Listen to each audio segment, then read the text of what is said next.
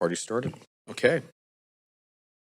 Good evening, everyone. I'm now going to call the public hearing of Tuesday, December the 9th, 2025 to order. This meeting is being held in person and by electronic means. Council members and the public may participate by either method. Any members joining electronically are reminded to enable video to confirm quorum. This meeting is being live streamed on the city's website and YouTube, and meeting progress will be updated regularly on X at Van City Clerk. In the case of an emergency requiring evacuation, there are two exits located beyond the glass doors and to the left. Got a little dark in here. If the glass doors are blocked, please use one of the 4 additional exits within the chamber. And please don't use the elevator, use the stairs instead. And if you require accessibility assistance, remain where you are, and one of our super friendly security team members will guide you to a safe location. There's also a defibrillator just located at the end of this hallway, just outside the council chamber. I do want to acknowledge that we are hosting today's council meeting on the unceded territories of the Musqueam, Squamish, and Tsleil-Waututh First Nations, and I do want to thank them for their generosity and their hospitality and the love and care they show this great land that we get to live, work, and play on. I also want to acknowledge the incredible contributions of our incredible team at the City of Vancouver, who work hard every single day to make this city just a way better place to work, live, and play. And so with that, can we please get a roll call? Yes, Mayor Sim is in the chair. Councillor Kirby Young has a leave of absence for civic business from 3:30 to 8 p.m. Councillor Dominato.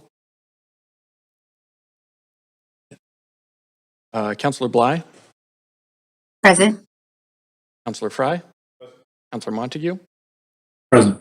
Councillor Klassen. Councillor Meisner. I'm present. I see you, thank you. Councillor Joe. Present. Councillor Maloney. Councillor Orr. You have quorum, Mayor Sim. Great, thank you for, very much. Before we begin, a few announcements. The public may speak in person or by phone and may submit written comments to the mayor and council.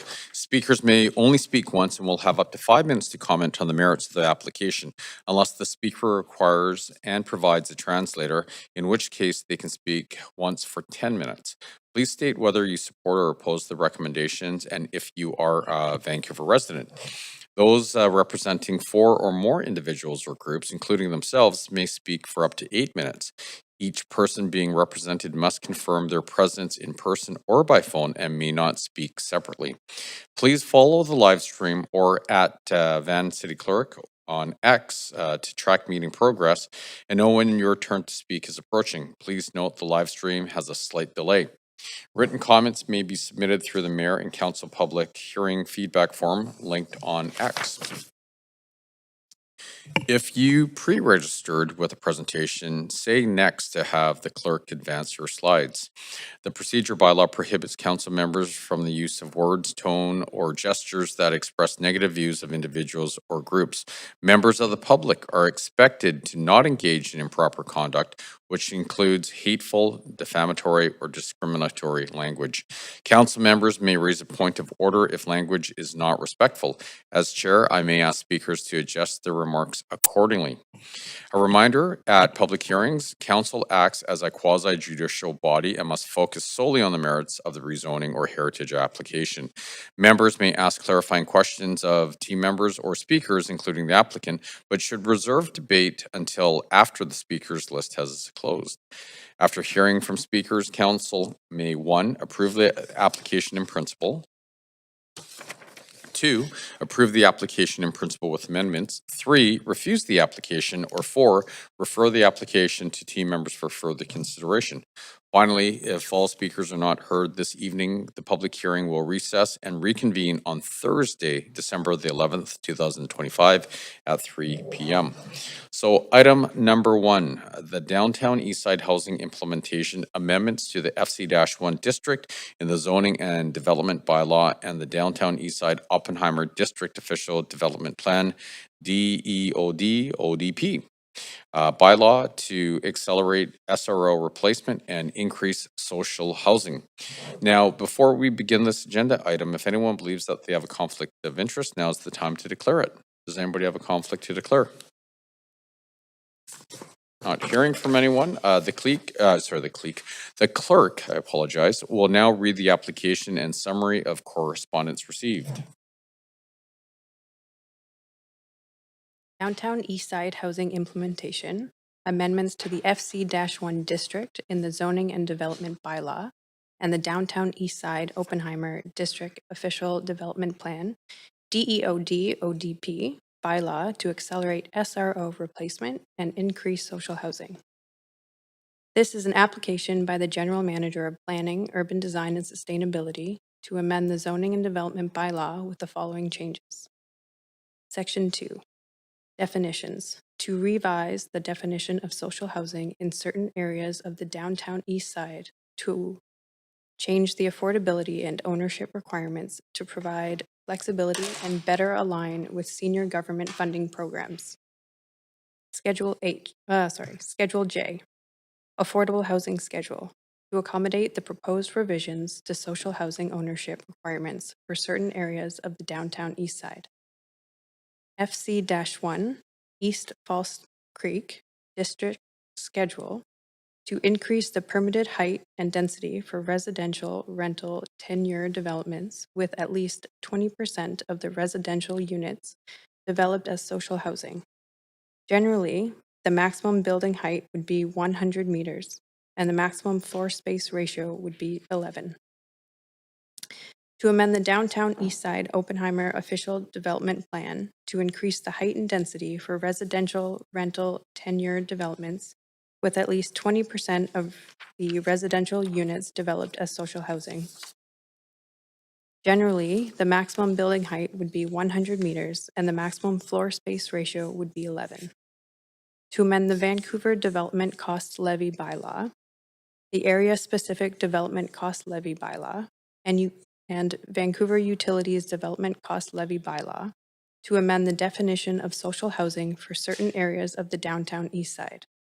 Further, to amend the Vancouver Development Cost Levy Bylaw to add a new DCL waiver option for for-profit affordable rental housing development in the FC-1 district and the downtown east side Oppenheimer district.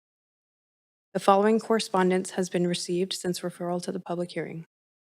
5 pieces of correspondence in support, 25 pieces of correspondence in opposition, and 5 pieces of correspondence regarding other aspects related to the application.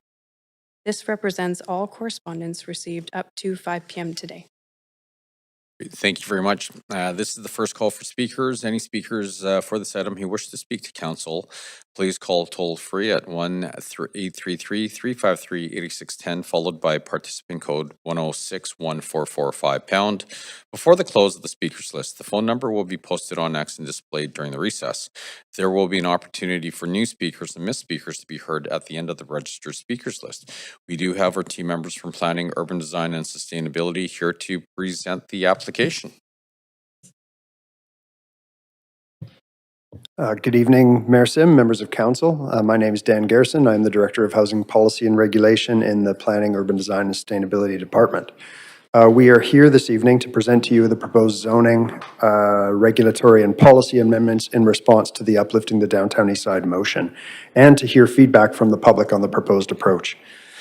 Council already considered an omnibus report on November 5th that addresses the broader response to health, social development, and economic development issues contained within the motion.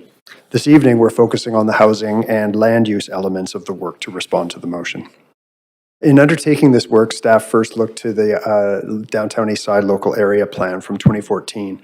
That plan was based on a foundational principle that can be summarized by the concept revitalization without displacement, through which we would seek to revitalize the area's housing, commercial, and retail components without displacing existing residents. While these goals remain as relevant today as they were when the plan was adopted, the context has changed a lot since 2014. The housing market in Vancouver is fundamentally different than it was in 2014. In 2014, our housing market was strongly impacted by speculative demand, extremely high condominium prices relative to incomes, and strong upward pressure on land values. In 2025, those market pressures are not nearly what they were in 2014.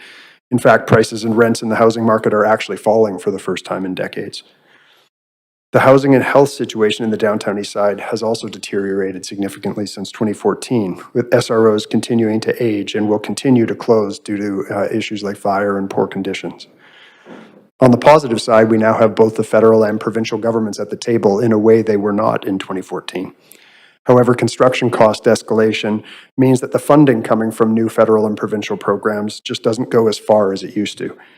Despite the urgent need, it has never been more expensive to build affordable housing, and current funding commitments are inadequate to fully face and respond to the challenges we face. These changes have culminated in a housing crisis that demands more than the same approaches we've tried in the past. It is time, in our view, to try new approaches. Many of the strategies that shape the downtown east side remain essential going forward. Nonprofits and government agencies will still build social housing using traditional approaches. But today's challenges also require new tools and new partnerships. That includes working with nonprofits, working with Indigenous-led organizations, and yes, working with private development and developers and investors, because government simply can't do this alone. The proposed recommendations seek to balance the realities on the ground, financial constraints, and urgent housing needs with pragmatic solutions that can be implemented today. These include zoning changes, updated definitions of social housing, enhanced tenant protections, and incentives for nonprofits to partner with private developers to build more homes. But at the heart of this work continues to be a commitment to the Downtown Eastside Local Area Plan and to the notion of revitalization without displacement, through which the Downtown Eastside remains a neighborhood where low-income residents are prioritized. I'm now going to turn it over to Edna Cho, our senior planner, who will walk you through staff's analysis and recommendations. We have a full staff team here to answer your questions. We also have Blair Erb from Coriolis Consulting here to respond to questions regarding the economic analysis that informed the work. Thank you.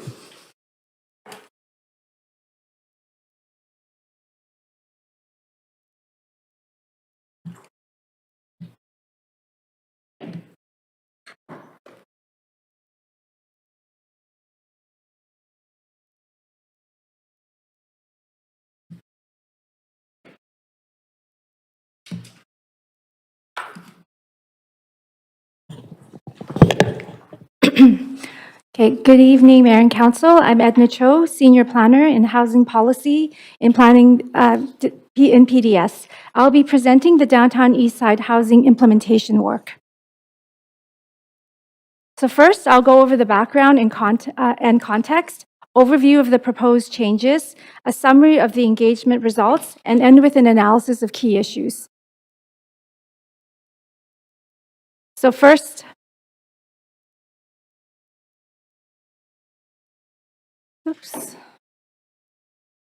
some background.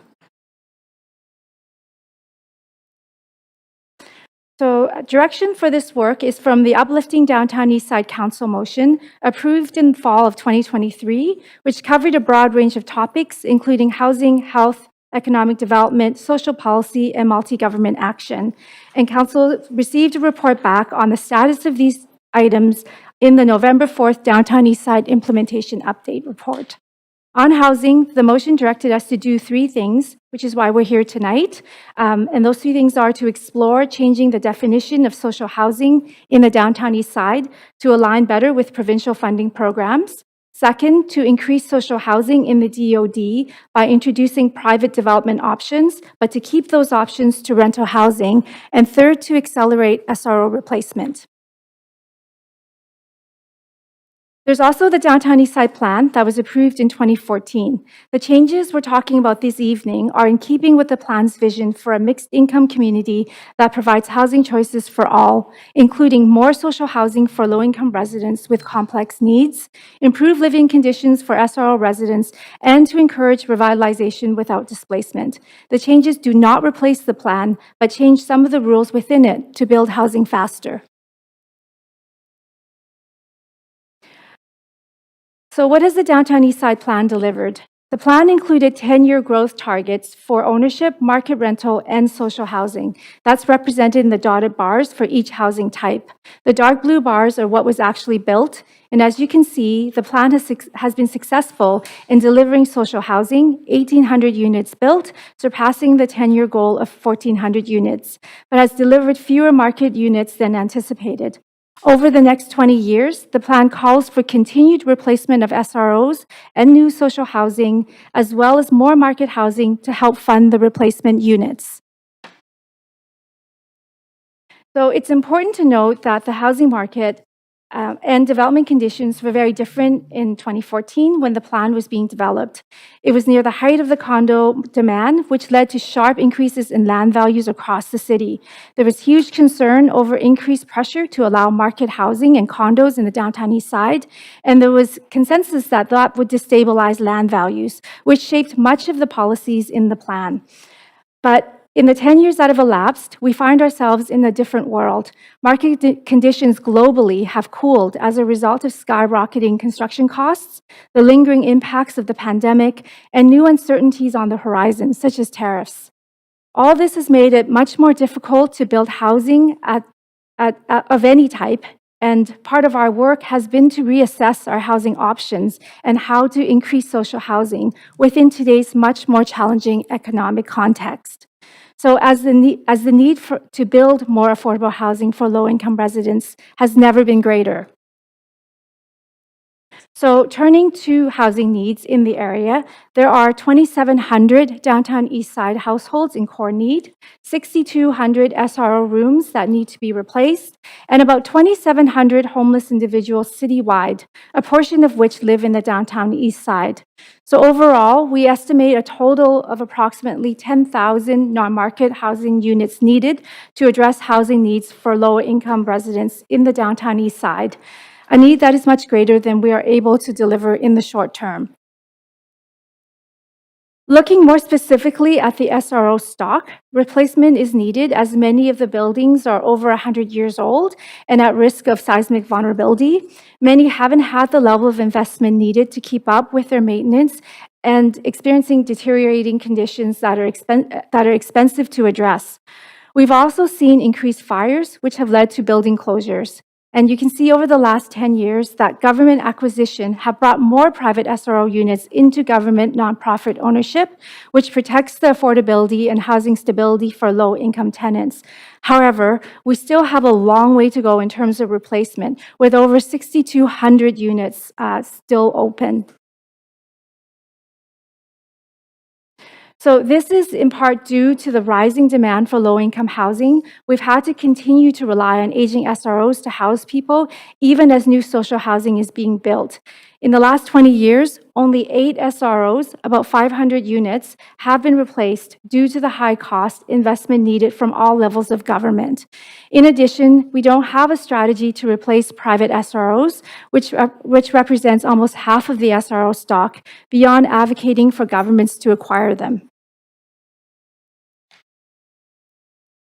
So in light of these trends, we undertook financial testing to support the work.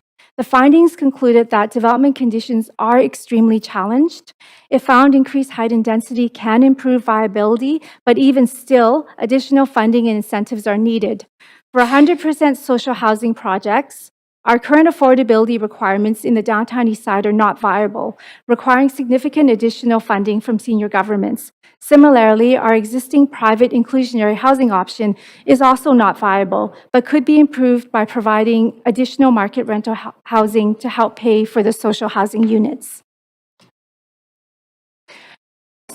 In the downtown east side, it's important to note that we continue to need all levels of government to be at the table and are advocating hard for partnerships to support existing and new housing strategies.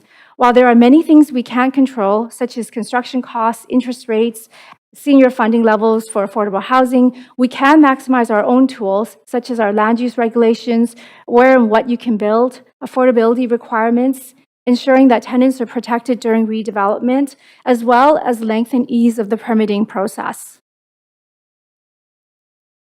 In terms of the work program, the process was about 18 months. We started the scoping and technical work in spring of 2024, which included 2 rounds of economic testing and formative development analysis. We did public engagement in the spring of this year, where we incorporated some changes prior to drafting the regulations over the summer and fall.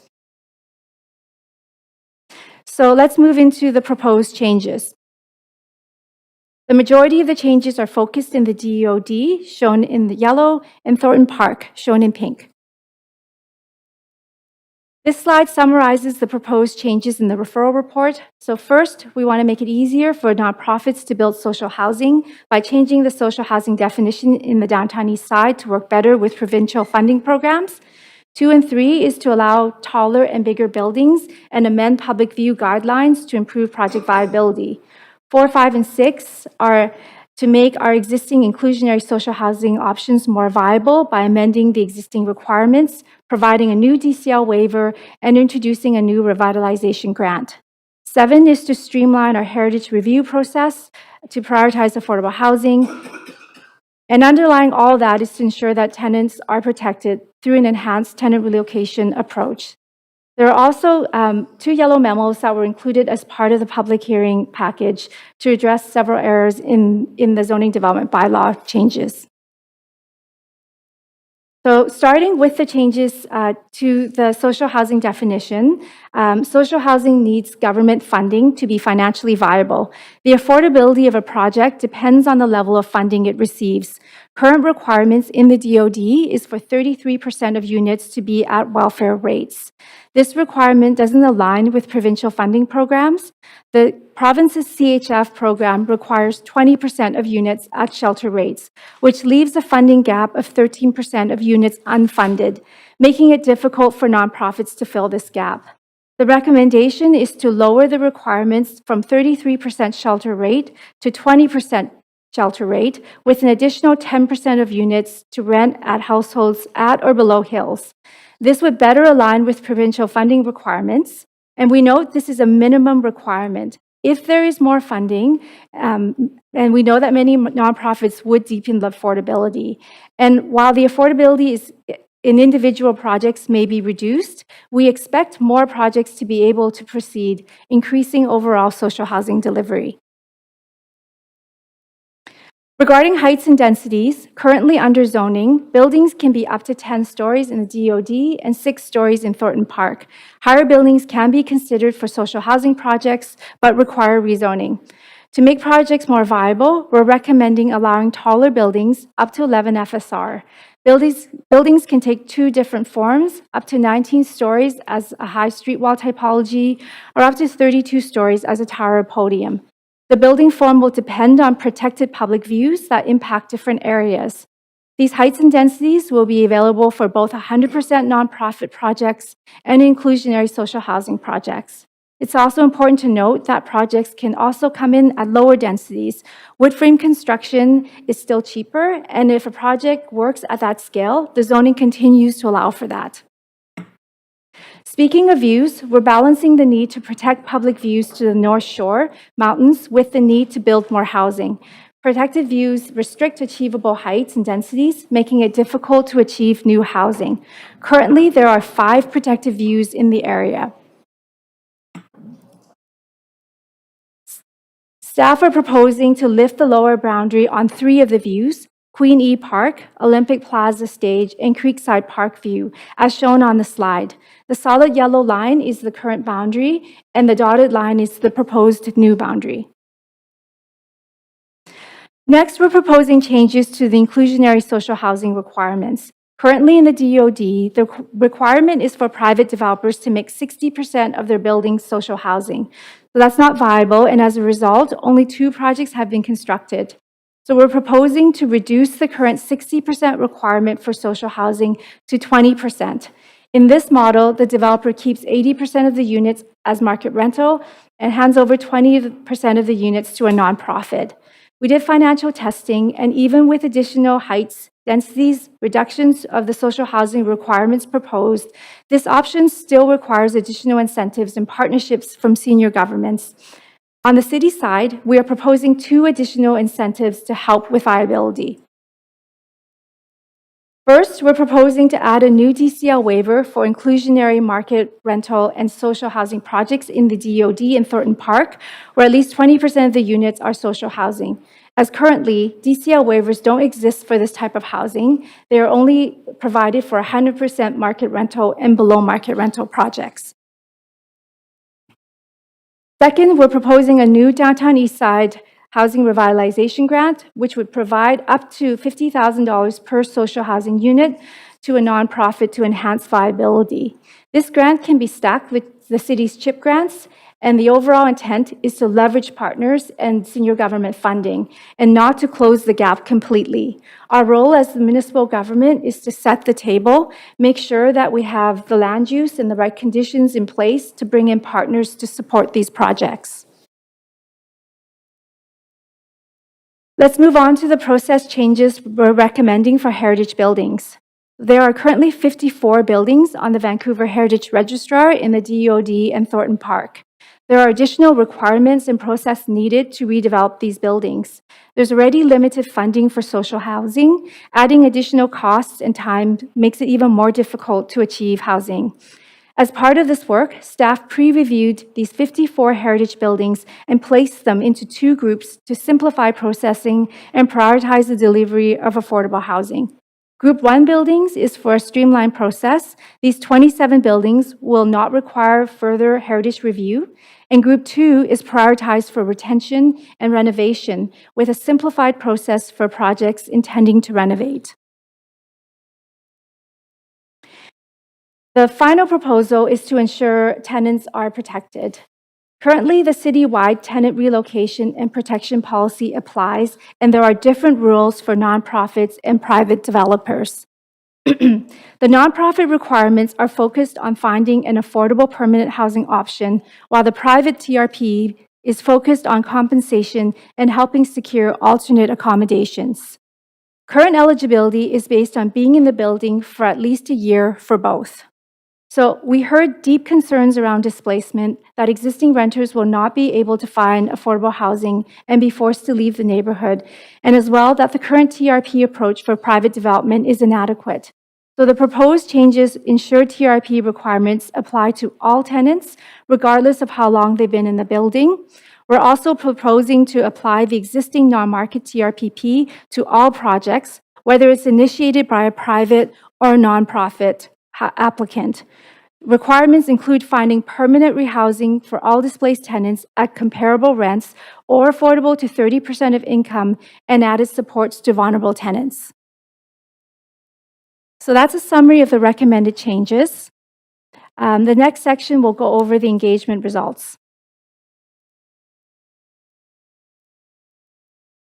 Public engagement was held in the spring between April 23rd to May 16th. This included 5,000 touch points.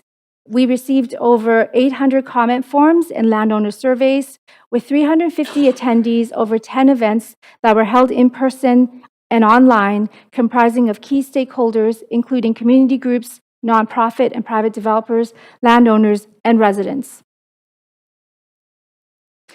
Overall, everyone agreed that change is needed, but there was strong opposition from the neighborhood over the proposed changes. SRO residents and community stakeholders were deeply concerned about reducing affordability requirements and introducing more private housing in the area. They feared higher income households will move in and displace existing residents. Instead, the neighborhood wanted to see more funding from senior governments for more deeply affordable housing. There is also a deep distrust of market developers operating housing for low-income residents. In terms of the heights and densities proposed, feedback was mixed. There was some support for those changes, provided that additional affordability was also delivered.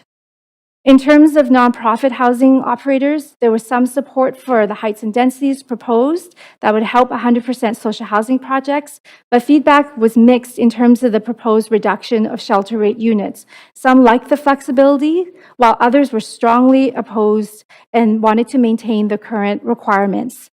They also highlighted the importance of strong tenant protections. In terms of private developers, there was support for increases in heights and densities. However, they highlighted the extreme challenges in economic viability for development in general, but especially in the downtown east side. There was low interest in operating below market rental units at deep discounts. Instead, they preferred a partnership approach with nonprofits.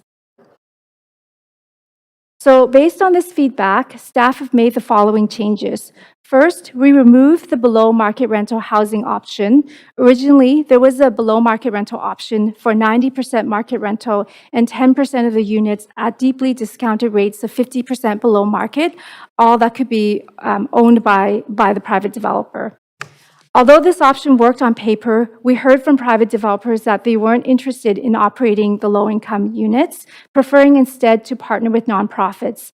As well, residents and the nonprofit housing sector were deeply opposed to private sector operating low-income units. So instead, staff revised the inclusionary 80-20 social housing option to be more viable by providing additional incentives through a new DCL waiver and the Downtown Eastside Revitalization Grant. The proposal also provides more flexibility in the ownership of the inclusionary units, which can be provided turnkey to the city, given to a nonprofit, or through a long-term lease to a nonprofit for 60 years or life of the building. And lastly, we adjusted our approach to tenant protections to prioritize permanent affordable rehousing, encouraging private developers to work with nonprofit partners to carry out the TRPs and to expand eligibility to all tenants. So that's the summary of the public engagement. The next section will focus on key issues that have arisen through this work. So first, there was significant concern that amendments to the inclusionary social housing requirements will drive up land values. Significant economic testing was completed. This illustrative example is of a site in the DOD with 20 existing SRO rooms. If redeveloped at 11 FSR and 32 stories, it could yield a total of 190 market rental units and 50 social housing units. The testing results showed that no land value increases are expected, and additional funding is still needed at $330,000 per social housing unit to make the option viable. So why are we proposing this option if it's not fully viable? We compared the level of investment needed by senior governments to fund an inclusionary social housing project, which would be between $330K to $400K per unit, compared to a standalone 100% nonprofit social housing project, which would cost about $550K per social housing unit. While we expect a lot of projects in the DOD to continue to be 100% non-market projects, the inclusionary option can provide another pathway to accelerate the replacement of SROs without needing full government funding. It's one more tool in the tool belt to increase social housing. The inclusionary model also maximizes the strengths of both the nonprofit and private sectors. Nonprofits are mission-aligned and experienced in providing deeply affordable housing in the Downtown East Side for residents with complex needs. In addition, nonprofits can access senior government funding to bring to the table. Market developers, on the other hand, bring expertise in large-scale developments, including accessing capital, taking on risk for the project, as well as having the market units help subsidize the social housing. Moving on, we also heard significant concerns that these changes will drive up SRO sales. We did an analysis of sales in the Downtown East Side over the last 25 years, and we found that SRO buildings are being bought and sold on a regular basis, 155 buildings since 2001, despite different government policies being in place, although we have noticed that sales have been lower in recent years. We also heard concerns around the proposed policies resulting in less shelter rate housing overall. This is an illustrative example that compares the amount of social housing and shelter rate housing that could be delivered in a 100% social housing project under existing rules compared to the proposed new requirements. So you get about the same or more shelter rate units. There would be less RGI units than previously, but overall, there would be more units delivered because the buildings are larger. So what does this affordability look like in the new proposed 80-20 inclusionary social housing option compared to the existing 40-60 requirement? So we heard concerns that the overall percentage of shelter rate housing in this model is too low, resulting in 4% of units in the overall building.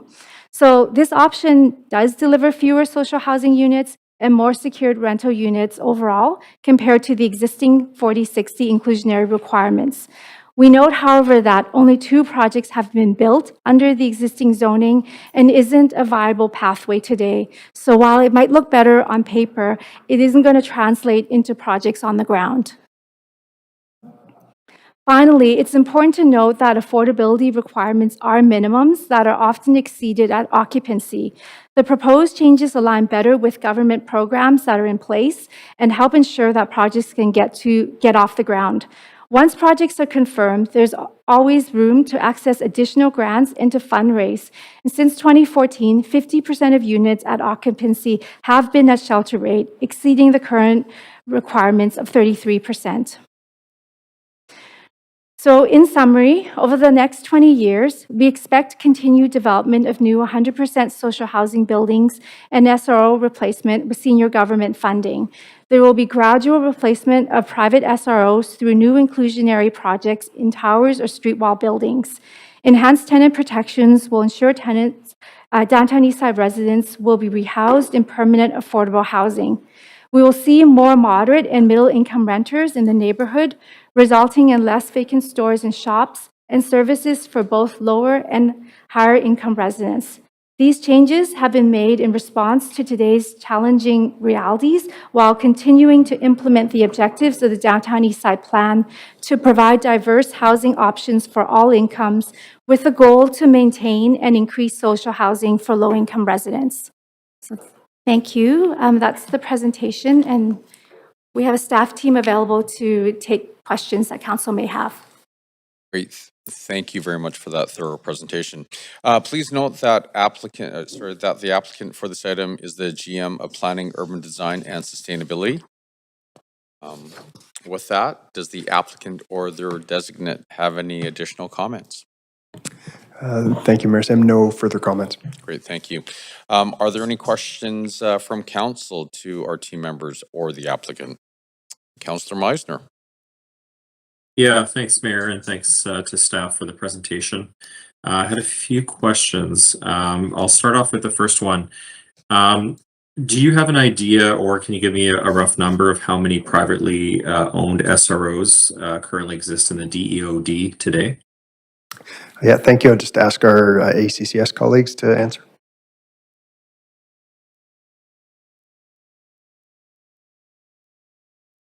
They're just looking up the number, Councillor Meisner. If you'd like to ask your next question, we'll get back to you in a moment. Yeah. Okay, slightly related to that, but hopefully more of a general question is how much pickup, I guess, for lack of a better word, could we anticipate per year in terms of private SROs being redeveloped under this proposal? I just want to get a rough idea of what staff would anticipate per year.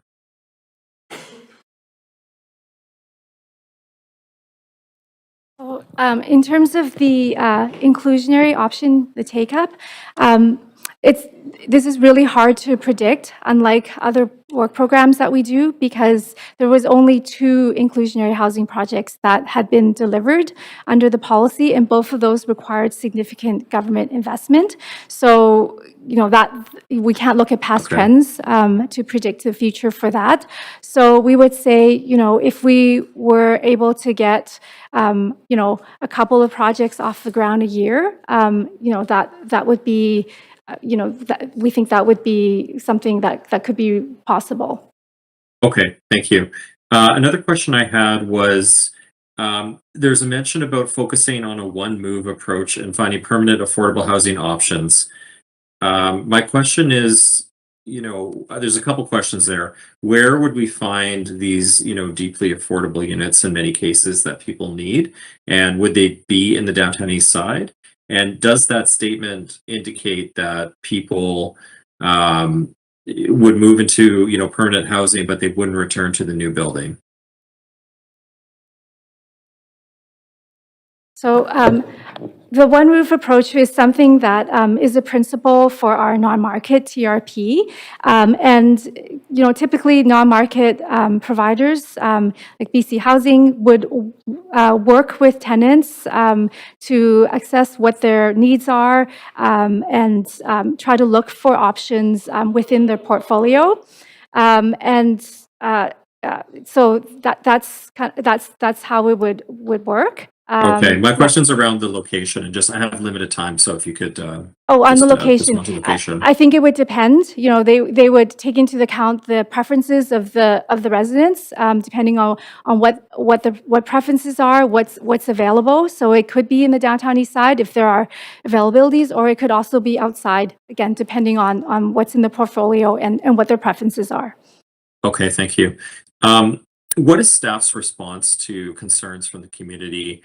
Obviously, there's lots of interest in this particular response to Councillor Bly's motion around gentrification. I would like to hear from staff as to how we will, I guess, address the issue of potential gentrification as a result of these changes from Councillor Bly's motion. The intent of the work is to increase social housing. So it's to increase and maintain social housing, and that's what the proposed changes are trying to do. So we're not looking to decrease the number of low-income units. All of the options here are in service of increasing social housing. So that does mean in the market option that it will need some market units to help pay for it, but it is increasing social housing. So what we're looking at is revitalization without displacement. Mm-hmm.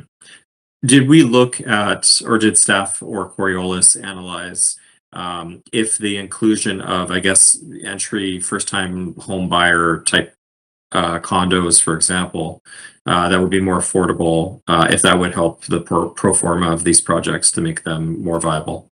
Was that analyzed or looked at? Yes, we did. I'll just ask Blair Erb to respond. Thanks. Yeah, I'm probably going to run out of time, but maybe someone else. Councillor can Blair, respond. Yeah. Councillor Blair Erb from Coriolis through the mayor. Yeah, we did look at, in our initial analysis, at a condominium with inclusionary social housing component, and it did not perform better financially than rental with inclusionary social housing. And thank we're you. at time. Great. Thank you, Councillor. Councillor Joe. Yeah, thanks, Mayor. Thanks for the presentation. So I'm going to follow up Councillor Meisler's question regarding gentrification. So understand the idea is to deliver more social housing, but at the same time, we're also going to deliver more market housing in this downtown east side area. So how do we make sure that the whole area will not be gentrified?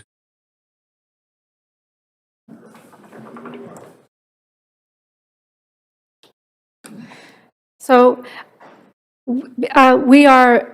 the goal is to increase social housing, and we're also having an enhanced tenant protection approach to make sure that tenants will be rehoused in in options that are affordable to them, whether it's inside the downtown east side or outside of that's their preference. So it is revitalization without displacement.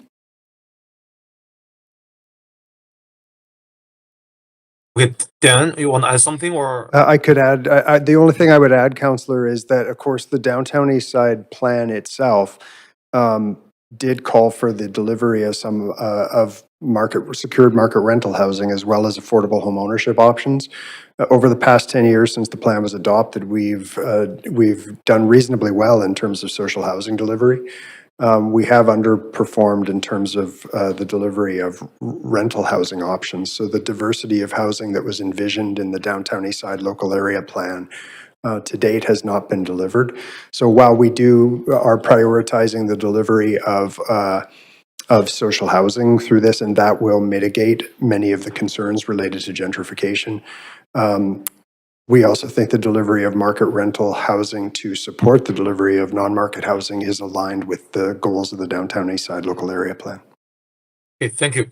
Thank you, Dan. So that's actually my next question regarding we deliver much less market and ownership units in downtown east side. So would did that happen just recent years because the market is really bad, or because of since we implement this DEOD, it was always like that, under delivered, the market and ownership. I'm sorry, you're asking about the lack of market ownership housing being delivered in the downtown east side? Yeah, it was just because of reason the market is not very good, or because always like that since we passed the DEOD. I'm just trying to find out what are the real reason we are underperformed for the market housing. All right. I think that the main reason why market ownership housing in particular has not been delivered, particularly in the DOD, is the zoning doesn't really allow for it. The Okay. zoning in the DOD is focused on all rental. 60% must be social housing, 40% can be market rental housing. So there really is no provision for the delivery of market ownership housing in the area under the current zoning. Yeah, okay, so the reason was not because of recently the market is really bad, it's just because of the mix, the unit mix does not allow market housing to be delivered. That's correct. I mean, I think in the Okay. analysis that we've done, we would like certainly the downturn, if you will, in the condo market would affect the analysis and how condo performs in that analysis. So that's true going forward. Okay, thanks, Dan. So the other question is, looking at those smaller lot, like 25-foot lot, are we able to allow higher density there? Based on the current DOD? Chris Ma with the Special Projects Office. Thanks for the question, Councillor. So as the zoning is drafted, there would be options for smaller lots up to around 3 FSR in the DEOD. Should council wish to pursue higher densities on those smaller lots, that could be achieved through a fairly simple amendment to the report. Okay, so do you think that will open the floodgate to allow more lot lifting for the smaller?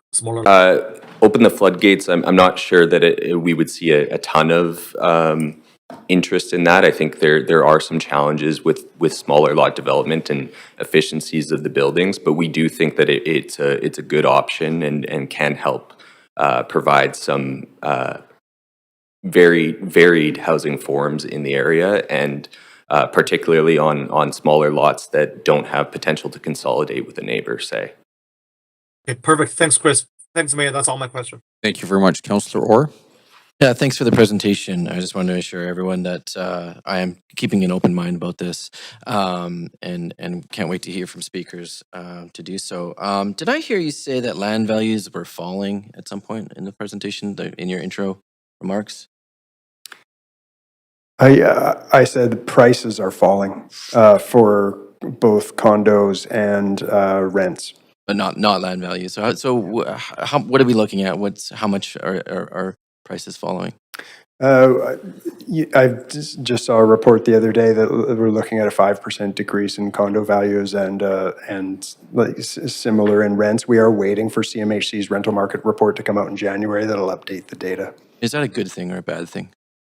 Well, we think it's a good thing. Okay, Yeah. Thanks. And then, so I also heard you say that now that we have the province and the federal government at the table, and now we're doing this now, but the province isn't quite at the table, and they have a report that's coming. So why the rush to do this now before the province is really at the table? Yeah, I mean, I think compared to 2014, when there really was no provincial housing program, in 2017, they brought in their new housing program. In 2017, the federal government introduced the national housing strategy. So that was the sort of watershed year when the federal and provincial governments sort of came back to the table and started developing programs like the Provincial Community Housing Fund and the programs that have been funding social housing since 2017. So they are back at the table compared to where they were when we adopted the Downtown Eastside Plan. I'm glad you mentioned the Community Housing Fund, because at one point you said we need to align better with funding programs, provincial or other senior levels of government. Can you remind me what the Community Housing Fund mandates for the mix the social mix? Yeah, the Community Housing Fund targets 20% to sort of very low-income housing, which we equate to the shelter rate, 50% of the units below the housing income limits, and 30% of the units at the low end of market. Okay, thanks. And then, so there's a couple, so this this graph here, I can't remember, page 31, where we're just talking about the concerns of land lift, and that, you know, the property isn't seeing a large increase in land lift. That's the property itself, correct? That isn't seeing that land lift? I'm just confirming with the page.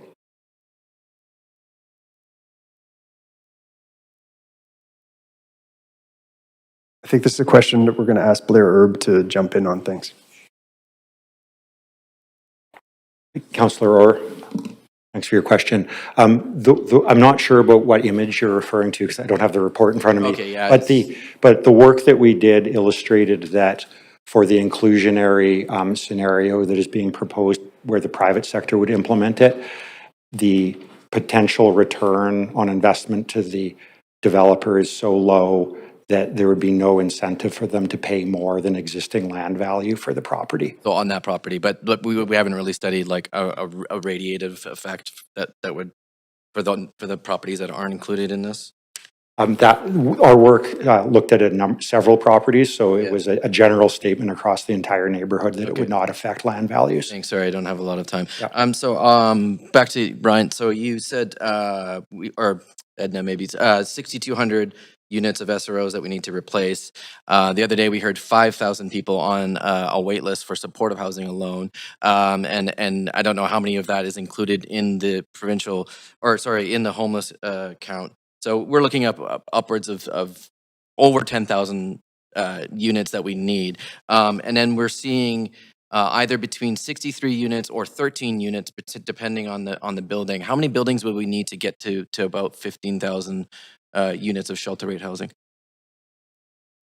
Well, I don't know that I've done the math on how many of those buildings we would need, but it'd be significant. And I don't think it would be a number that would be possible to deliver within the boundaries of the DEOD or indeed the downtown east side. It would need to be done on a broader citywide basis. Thank you. That's excellent. And then you also mentioned, somebody mentioned more tools in our toolkit.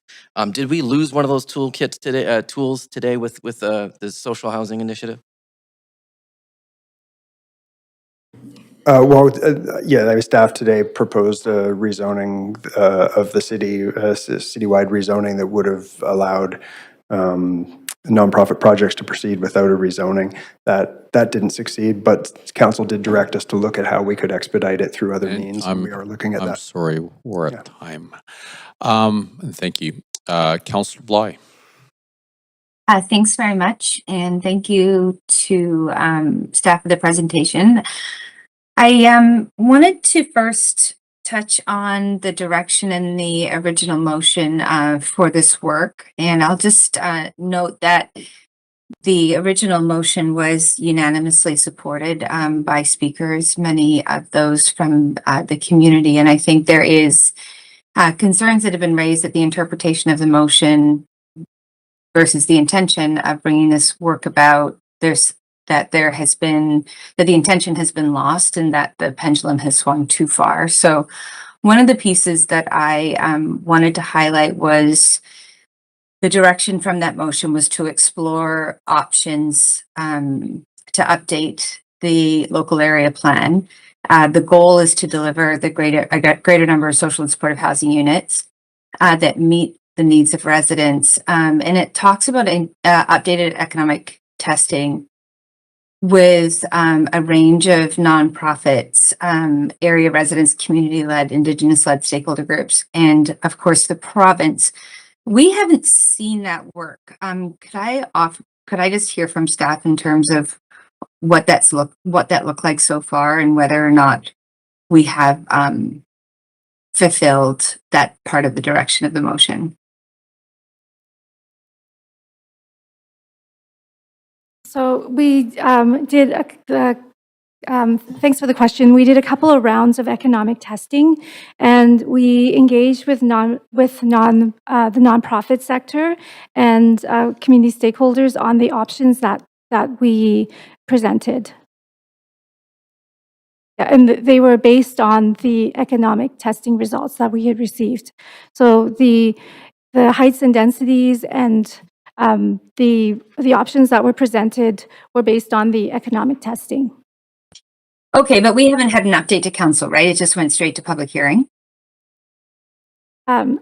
That's correct. We, Okay. yeah. Can I just, I've got another question. So, and what about the province in terms of the specific, these specific recommendations? Yeah, we had multiple meetings with provincial staff. We met with BC Housing Operations staff. We, And what's their feedback? Do we have a copy of their feedback? I mean, it's rolled up into the summary report that's appended to the report in terms of what the nonprofit and government sectors responded. And Okay, I'll go back. I'll go back and review that. There have been some questions related to concerns that there's already sort of clips or clipped art, so to speak, from our reports that are being seen on real estate flyers, buildings for sale, things like that. So there's a genuine concern that there is a sort of uptick of interest in terms of the potential for redevelopment of land, which would obviously, I think, elicit the concerns, the reasonable concerns that there would be gentrification of the area. Is this surprising to staff? And what mitigation tools or levers do we have in this policy to make sure that doesn't happen? Thanks, Councillor Dan Garrison. I mean, certainly we understand the concerns, and we aren't surprised by the concerns being raised by community members. They align with concerns we've heard from the Downtown Eastside community through the Downtown Eastside local area plan process and since. I haven't seen the types of information you're talking about out there. I think from our analysis, we would be surprised to see a significant amount of real estate activity based on what staff are proposing in terms of amendments for the reasons that Blair Erb outlined, which is that the sort of financial viability returns to the private sector wouldn't justify significant increases in land value. Okay, I'm sure they'll be shared, but I could certainly share what I've seen, which are real estate flyers. In terms of the ongoing work with the province related to Larry Campbell's sort of 6-month contract, was there ever a consideration from staff to pause this or at least refer this into the spring so that we could fold in some of that bigger, broader context into the recommendations? And this might very well not be what the province would recommend, considering they are the ones that could fund the real housing solutions. I'm sorry, Councillor, we're at time. Okay. Councillor Dominato.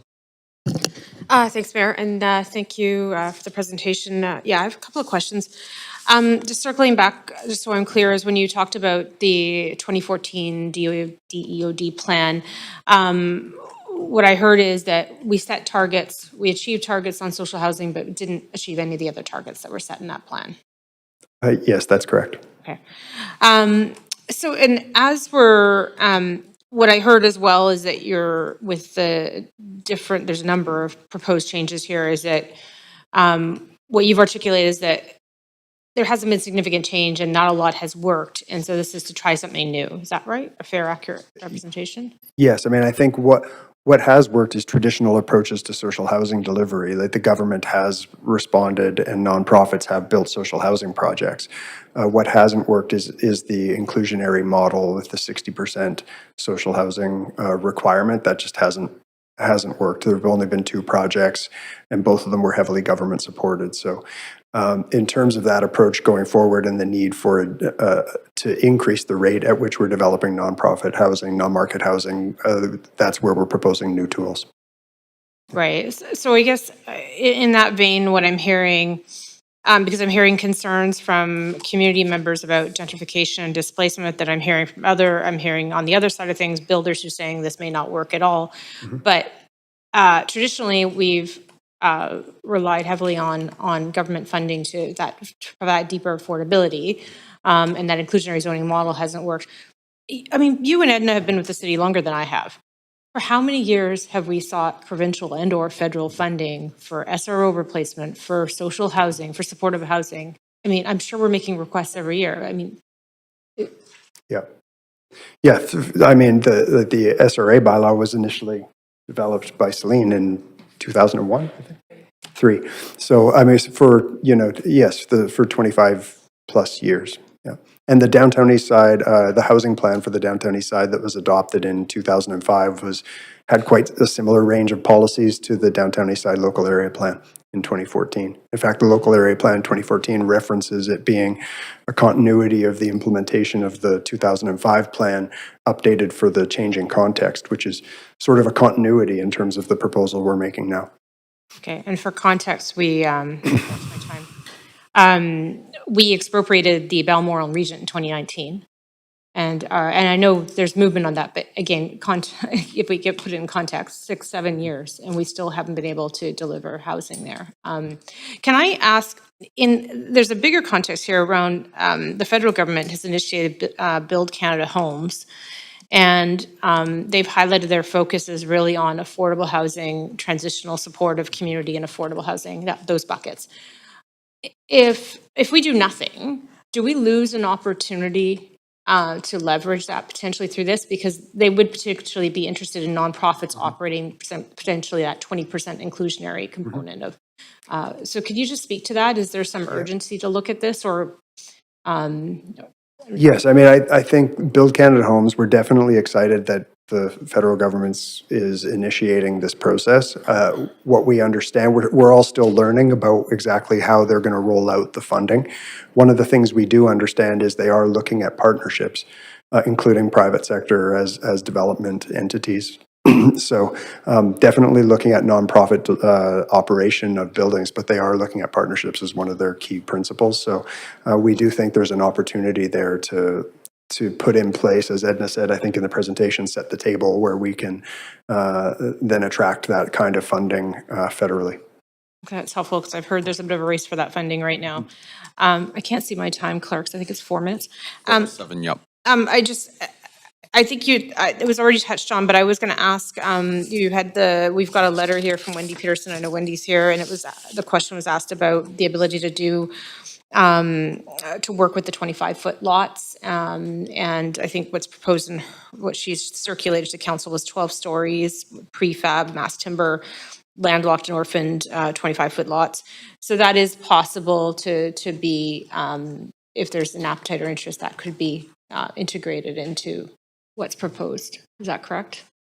Yes, Chris Ma with the Special Projects Office. Yes, that we think that could be achieved with a fairly simple amendment to the report. Okay, I'll leave my questions there. Thank you. Thank you very much. Councillor Fry. Oh, okay, off the top, I'm wondering if I can move for a second round of questions. Yep. Any discussion? All in favor, say aye. All opposed, say nay. Great. Thank you. Thanks. Okay, off the top, now I appreciate that we had council direction coming from a motion in 2023, but I'm curious why we're doing this. Would staff have undertaken this otherwise? I know we were tasked with, there were supposed to be updates every 3 years on the downtown east side local area plan from 2014, and there hadn't been sort of significant flags up till this motion. Is this being driven by the motion of 2023? I think it's fair to say yes, like we are operating on council direction to undertake this work. Certainly when staff took the motion and thought about how to implement it, we then went and looked at the local area plan as our starting point. So I'd say we're sort of taking our cue here from both council direction in the motion and from the downtown east side local area plan, our assessment of sort of what is and isn't working. Yeah, I mean, I'm uniquely experienced on this council and share an experience with some of the folks in the audience here of having sat on the local area plan process for a couple of years and was very involved in it. And from that experience, working on that original downtown east side local area plan, what I'm not seeing here are things like social impact assessment, population demographics, local incomes, local economy, vulnerabilities, all those kind of touch points that were very critical in developing this plan. And I guess I'm struggling with the fact that there is none of that comprehensive community data presented here. And it feels like this is being driven by sort of an economic analysis of how to build market housing, but not that comprehensive piece. Is there a reason why we're not delving into the nitty-gritty of who's here? Yeah, I mean, I think the key reason is we're responding to, like, the motion that was approved in 2023 is quite a comprehensive motion that does cover a number of those aspects. What we're talking about at the public hearing tonight is really just the housing elements of that motion. Much of the broader context, the social development issues, the economic development issues were dealt with through the report on November 5th, which dealt with the broader downtown east side sort of health, economic, community development initiatives. But that didn't, neither did that deliver any of the sort of data that would support a lot of these assumptions. And it feels like this is being driven by an economic analysis of market housing. And I mean, actually a colleague earlier today suggested we shouldn't let economics drive neighborhood planning. So there's an irony here that I'm struggling with. Why are we approaching this as a sweeping rezoning rather than like a performance-based sort of spot rezoning approach? I know from the Broadway plan, the sort of mass rezoning of the Broadway plan area did result in some rather immediate surge of speculation on, and we saw an increase, albeit possibly temporarily, an increase in land values around the Broadway plan area. Are we worried that this might impact the DEOD? And I've spoken to some nonprofit housing developers who are concerned that it will price them out of their financial plans for developing in the community.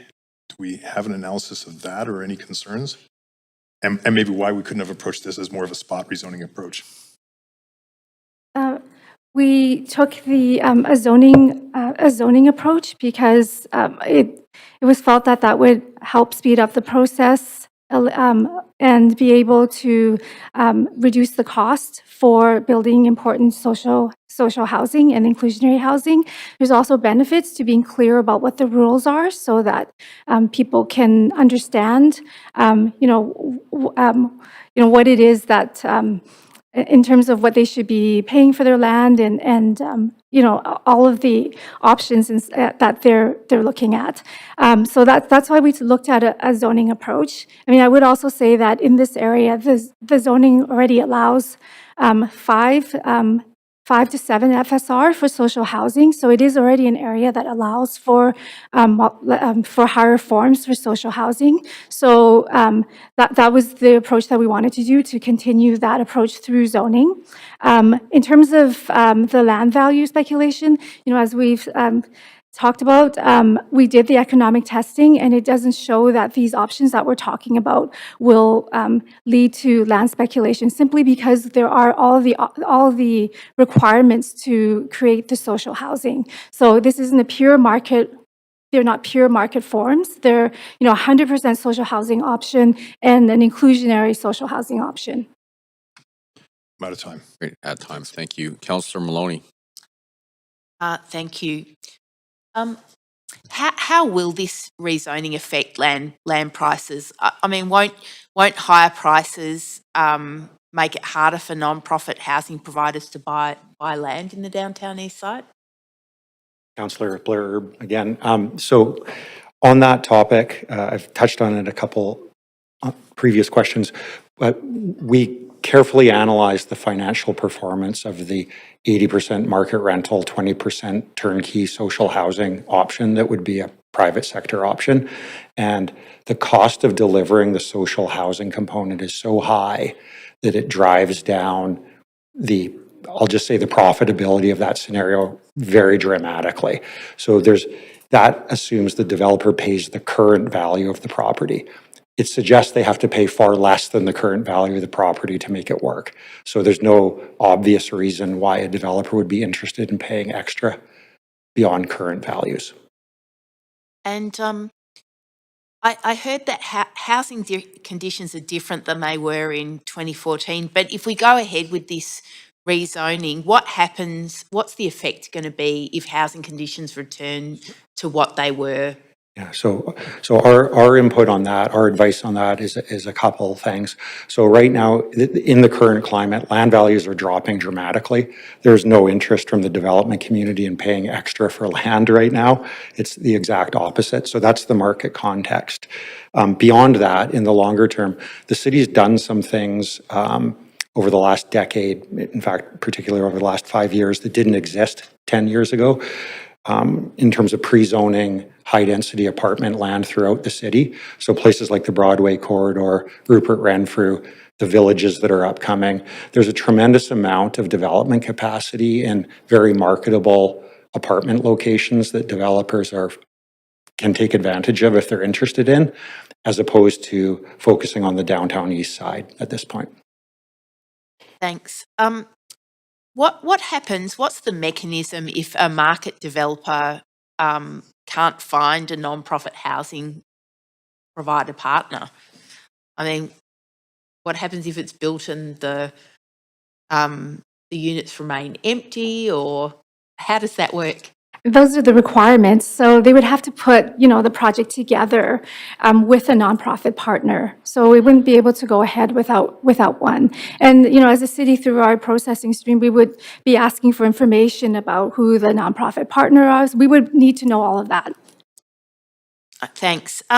On page 12 of the report, of the referral report, I've just got a question about the minimum size of rooms decreasing. So at the top of page 12, in the bottom right-hand square, it says SRO rooms converted to self-contained units must be a minimum of 200 square foot, and that's down from 320 square foot. That seems pretty small, like to be removed from the SRA bylaw. Can you explain why we're looking at rooms that small? Yeah, I'm Monica Church, Senior Planner with S. Rosen Supportive Housing. So currently, under the existing rules, you can already combine rooms within an existing building to make them smaller than 320 square feet, even smaller than 200 square feet. So what we're essentially proposing is that you can actually remove those self-contained new units from the SRA bylaw. And this is to kind of balance the need to replace these units with self-contained social housing and livability. And so 200 square feet is where we landed on, and also what we're seeing in proposals from BC Housing in terms of what they're doing on some of their buildings, like the Regent and Carl rooms. They need that flexibility. Yeah, it just seems like, are they self-contained rooms with their own bathroom and kitchen and? They would have their own bathroom and cooking facilities, and we also have design guidelines that would need to be followed as part of that conversion. Okay, thanks. I must say I'm a bit perplexed about, so we've exceeded the social housing unit targets, but as you said, we can deliver market housing everywhere in the city. Were the targets wrong? Why are we so concerned about building more market housing in the downtown east side instead of what's been happening? Well, the direction of the motion And I'm was. sorry, Councillor, I'll come back on. time. Councillor Clausen.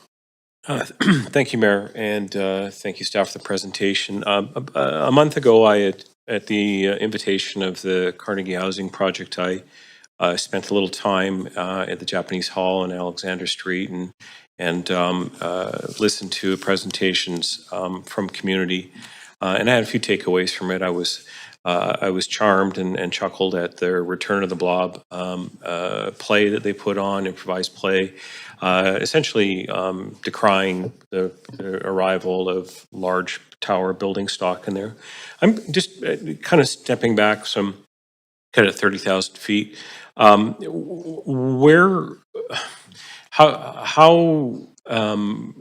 have we become sort of, has this mistrust built from community? Were there efforts that could have been made that maybe had communicated a little bit more strongly? And I'll sort of leave it very open-ended question like that. Maybe you want to just talk to that. Yeah, so in terms of our engagement process, we we did, a short but intense engagement where we had 10 events. We did information sessions, stakeholder meetings. We did an SRO residence workshops that we planned collaboratively with the SRO collaborative. So I think in terms of the engagement in that short time period, we did do, many sessions. I think, the idea of market housing coming to the neighborhood, we heard a lot of fear around that. And certainly from the context of the 2014 plan, that's, that's, I think, that's where it comes from, right? When conditions were different. So I think that's part of it. That's part of the mistrust. Yeah. Thanks very much, Anna. Staff often caution us about the possibility of speculation, but fears around speculation are very present in this conversation right now. How legitimate are those fears? It seemed to me that you were pouring a little cold water on it earlier, Dan. Yeah, I think both myself and based on the analysis that Blair Herb has done, that's where our staff are often also concerned when we do planning initiatives where we propose significant amounts of additional density. That is one of the concerns we often apply. It's a lens we always apply. And in this case, the analysis just did not show that there would be inflationary land value impacts. And the reason is that the cost of delivering the non-market housing as part of every one of these projects that's going to be allowed to do market rental housing really sort of eats up any kind of profit that would result in a developer being able to pay more for the land. Okay. And so we have that sort of limits our concerns in this case. Thanks very much. I know I'm going to have more questions that are going to drill down on things, and I'll have to come back on the queue for that one. But a lot of people have asked about whether Larry Campbell, who I had a chance to talk to a few weeks ago, whether Larry Campbell was brought into this conversation. I'm not sure exactly where Larry fits in, the former mayor fits in the context of the housing conversation. I know that he has a broader mandate from the premier, but has he been engaged with by the city? Staff have had conversations with Larry Campbell. We haven't discussed the specific proposals on the table at the public hearing tonight, but we have certainly had discussions with him about city's priorities, about his priorities, and discussed what potential outcomes of the work could be. Thanks very much. I'm just looking at the SRA bylaw sort of belies a lot of what we've been kind of dealing with this was originally brought, I think, in 2004. It's evolved into this policy that has made it very hard to kind of move change, and for understandable reasons. We don't want to see displacement. Is this exercise a big part of it, or really a way for us to respond and evolve our thinking around that bylaw? I think this proposal and the proposed amendments are kind of complementary or align with the purpose of the SRA bylaw, which is really to protect low-income tenants. And so we work closely with senior levels of government to advocate for replacement housing, but we also need more tools in the toolbox to be able to replace that housing over the long term. And what you're seeing today before you is in line with those goals. Thanks very much. I'm at time. I'll have more detailed questions around the housing stock. Thanks a lot. Thank you very much, Councillor Bly. Thanks very much. I wondered, one of the questions that's been posed in terms of how this proposal has been brought forward to change the zoning is that with the proposed changes of 80% market rental, 20% social housing, that the city is basically creating conditions that no longer require senior government funding to provide the deepest affordability with the most amount of units in terms of a desired outcome. So the previous plan with the 60-40 zoning heavily depended upon not-for-profit and senior government funding to come together to build that housing. Is that a fair assessment that this proposal essentially no longer demands the support or the help of the provincial government when it comes to funding these projects? I would say two things. First, while the previous 60/40 model did absolutely require significant investment, the result of that was that very little got built under that policy and under that zoning. So that's part of why the response that's on the table tonight is being brought forward. Secondly, all the analysis we've done shows that, in fact, even with the inclusionary model, with the market rental housing being enabled to help support the delivery, it does reduce the cost to government of delivering the inclusionary social housing, but it doesn't eliminate the need for investment to make it happen. The market rental housing itself is not alone paying for the delivery of the social housing. There does need to be investment in order to make it happen. Okay, you had touched on conversations with Larry Campbell and his efforts in the next 6 months are not perhaps as clearly defined in terms of outcomes, but it would be fair to say that housing is the responsibility of the provincial government. So I suspect if he's been put in by the provincial government, that housing is going to be a part of the analysis. Is that your impression? I think you mentioned you've had a conversation with Larry Campbell as it relates to his work in the downtown east side.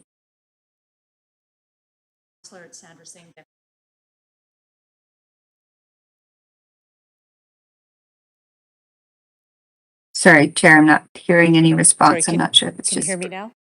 Sorry, Councillor Sandra Singh, Deputy City Manager. Can you hear me?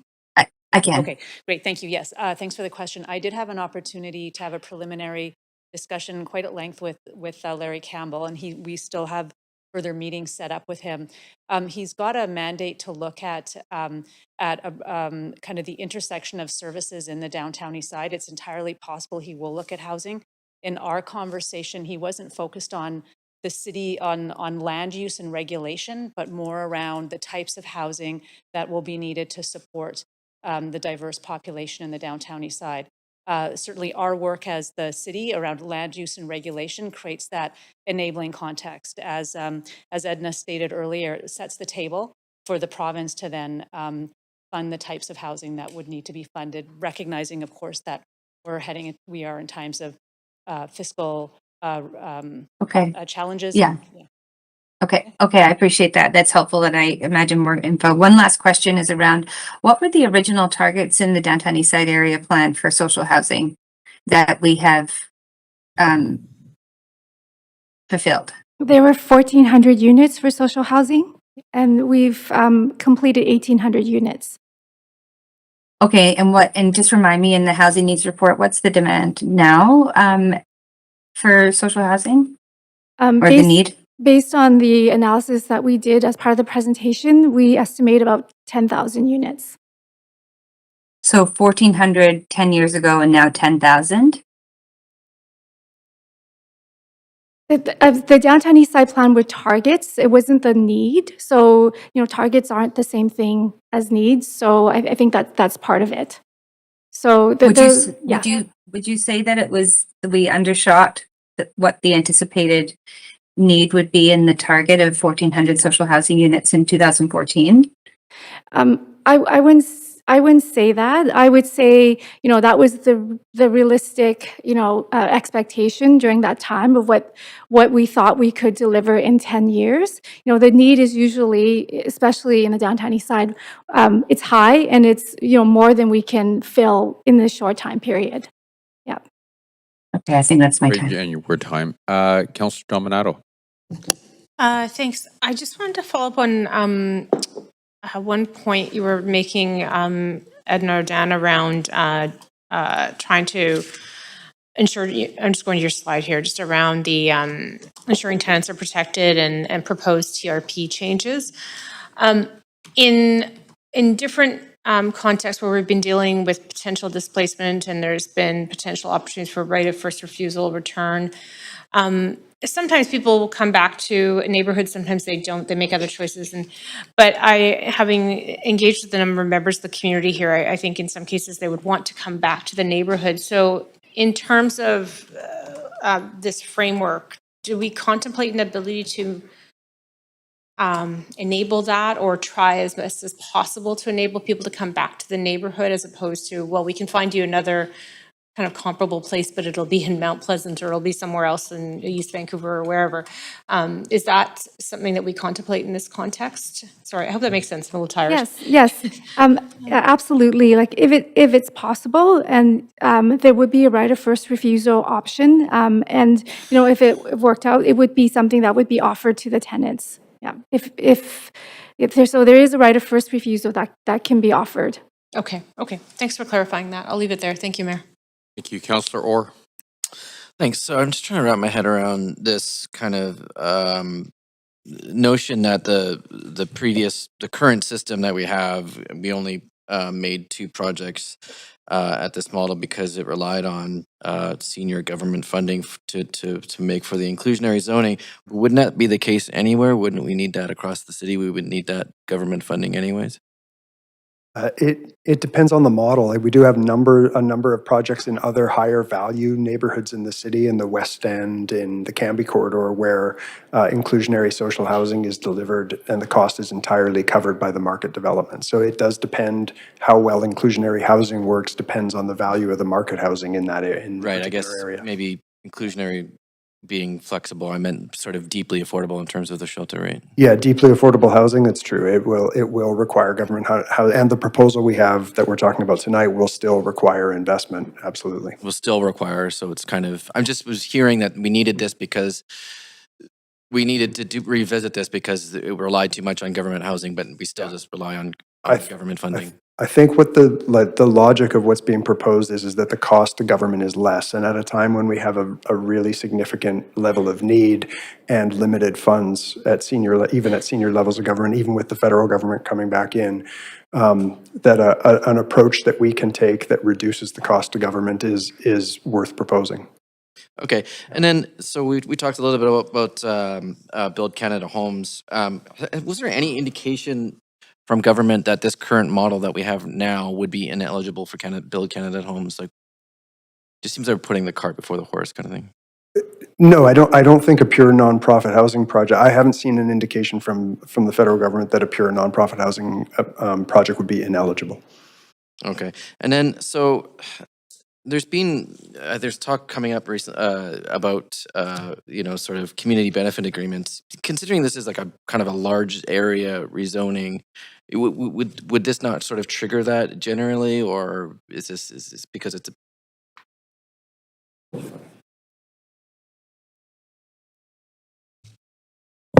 Thank you, Councillor. The community benefits agreement is a large site or large development project. I wouldn't anticipate that any single project would trigger a community benefits agreement. No, I know. It's project. What you're saying is project by project, but this doesn't count as a project. It counts as just. Correct. Yeah. Okay. Thanks. Yeah. Just confused, a little bit confused on that. So we heard recently as part of this sort of omnibus package that we received earlier that, there was an option to give a grant to a Downtown Eastside Land Trust. Is there any opportunity to sort of revisit that, increase, sort of for council direction to sort of come back to that and look at other opportunities, to sort of preserve some of this and keep it within the community? Yes, that's correct. There was a proposal to fund the land trust, and council could certainly put forward a motion to go explore that further. Okay. And then I know this is probably a bigger question that we can really get into. Are we confident that this will align with UNDRIP and DRIPA, like we've done all that work? This is, in terms of, the high percentage of urban Indigenous people living in SROs and whatnot. There's not going to be any sort of legal questions around DRIPA and our commitment to UNDRIP.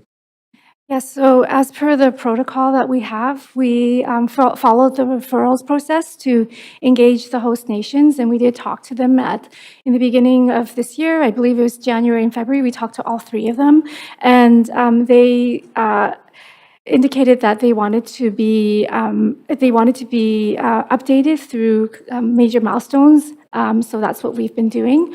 In terms of the engagement, we did hold an Indigenous-specific event because because of the representation of Indigenous people in the downtown east side. And so we organized an event that was attended by 46 participants. We had traditional welcomes, and we pulled from residents, Indigenous residents in the neighborhood, as well as those across the city that had ties to the downtown east side.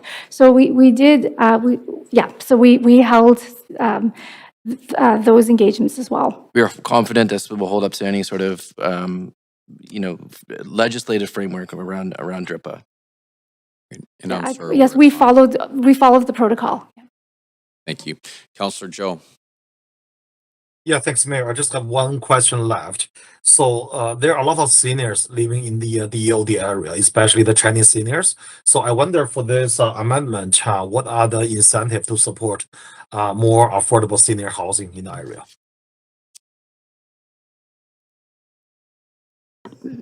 So are you asking if there could, how the proposal addresses seniors housing, or if an amendment could be made to direct staff to look at more seniors housing?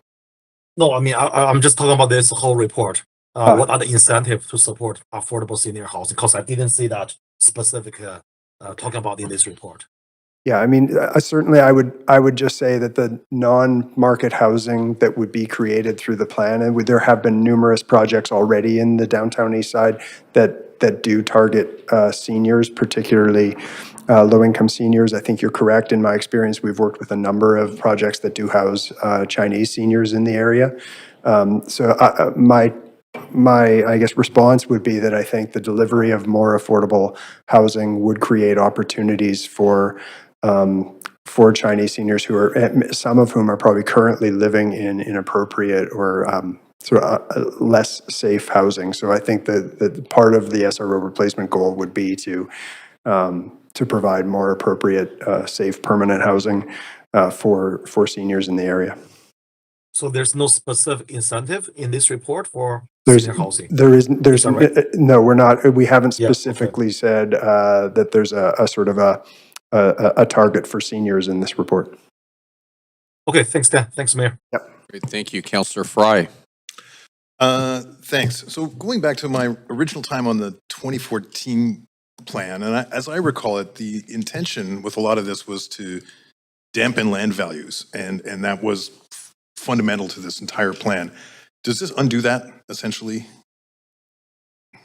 Yeah, I think sort of, as I said off the top, 2014 was a very different time in our housing market. There was a lot of concern around the introduction of, particularly at the time, consideration even of condominium into the area, which at the time I think would have caused challenges. I think the way that we're looking at it, Councillor, is to say that the inclusion of the affordable housing requirements, the social housing requirements, combined with the rental, doesn't create inflationary land value. And I think we've heard a couple of times answers to that effect. So that's why we're... Okay, so we did contemplate areas within the downtown east side local area plan that would be for strata market housing. We did. And no displacement.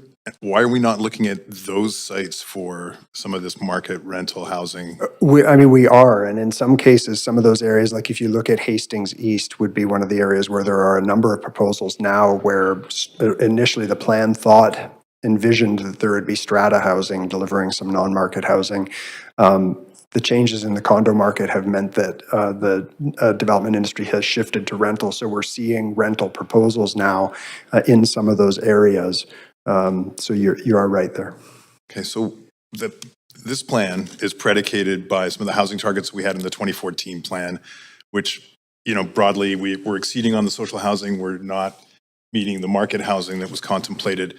But the 2014 plan also talked about dispersing supportive and social housing throughout the rest of the city. How are we doing on those metrics? Have we calculated that relative to the targets we had in 2014?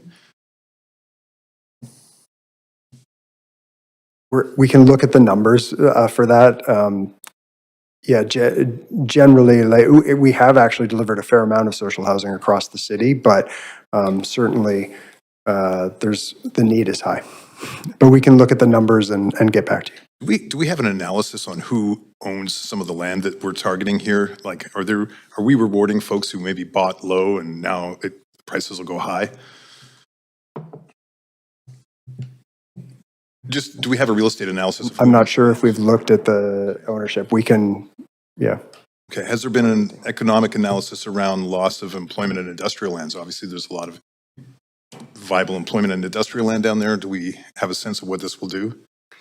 Yeah, we haven't looked at the industrial land because the DEOD is an area of this area that's already targeted for residential. So we haven't looked at loss of industrial. But it does have industrial use right now. Yeah, there are certainly job spaces in the area. So there would be, of course, retail and job requirements on ground floor of the area. We're also looking at the economic activity that could be generated by the introduction of additional residents in the area, right? So there's two sides to sort of that.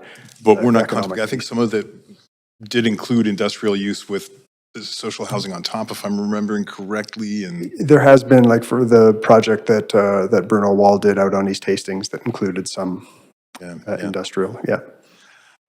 When we did the heritage review, because I think a lot of people are just made at the extent of which were, places like the Ovaltine, Afton are just sort of slated for redevelopment and not considered part of that intangible cultural heritage that we like to talk about. That's not just old buildings. And have we taken that lens to the heritage? Because I think this does contemplate letting go a lot of stuff that matters.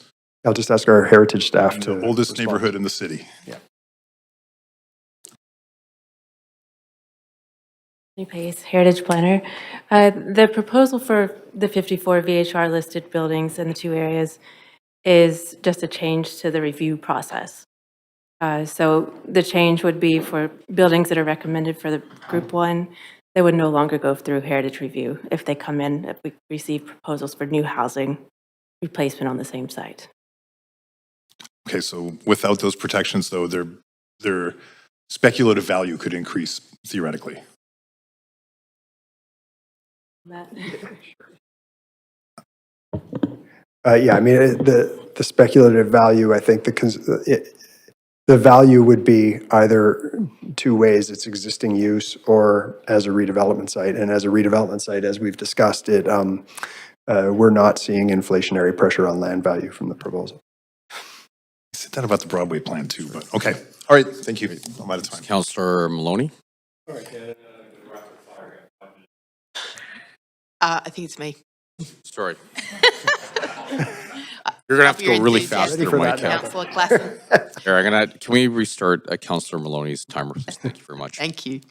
I just wanted to ask about what's the advantage of this process ahead of spot rezoning, so that not all lots of land are subject to rezoning and can hopefully remain more available for non-profits and government to build on. So can you compare the two processes for me? Sure, and I think partly Edna alluded to this in a previous answer, where part of it is speed of the process, right? Where you no longer have to go through a site-specific rezoning to enable development, which tends to make development easier to do, more viable. So that's part of it. I also think that actually amending zoning is better than a spot rezoning process from if what your concern is land value speculation. When you amend zoning, the requirements are in the zoning. They can't be negotiated. It's a firm requirement. When you put in place a rezoning policy, one of the challenges we have with rezoning policies is that they are negotiable, because rezonings are negotiable. And so an applicant who's looking for a piece of land to develop, if they're required to go and develop under the zoning, will know what their requirements are and it will be fixed. An applicant who's finding a piece of land under a rezoning policy might decide, well, maybe I can push on something, right? So I actually like, from a land value speculation limitation factor, I like zoning. Thanks. How does the pause on net new supportive housing approvals fit in with this rezoning plan?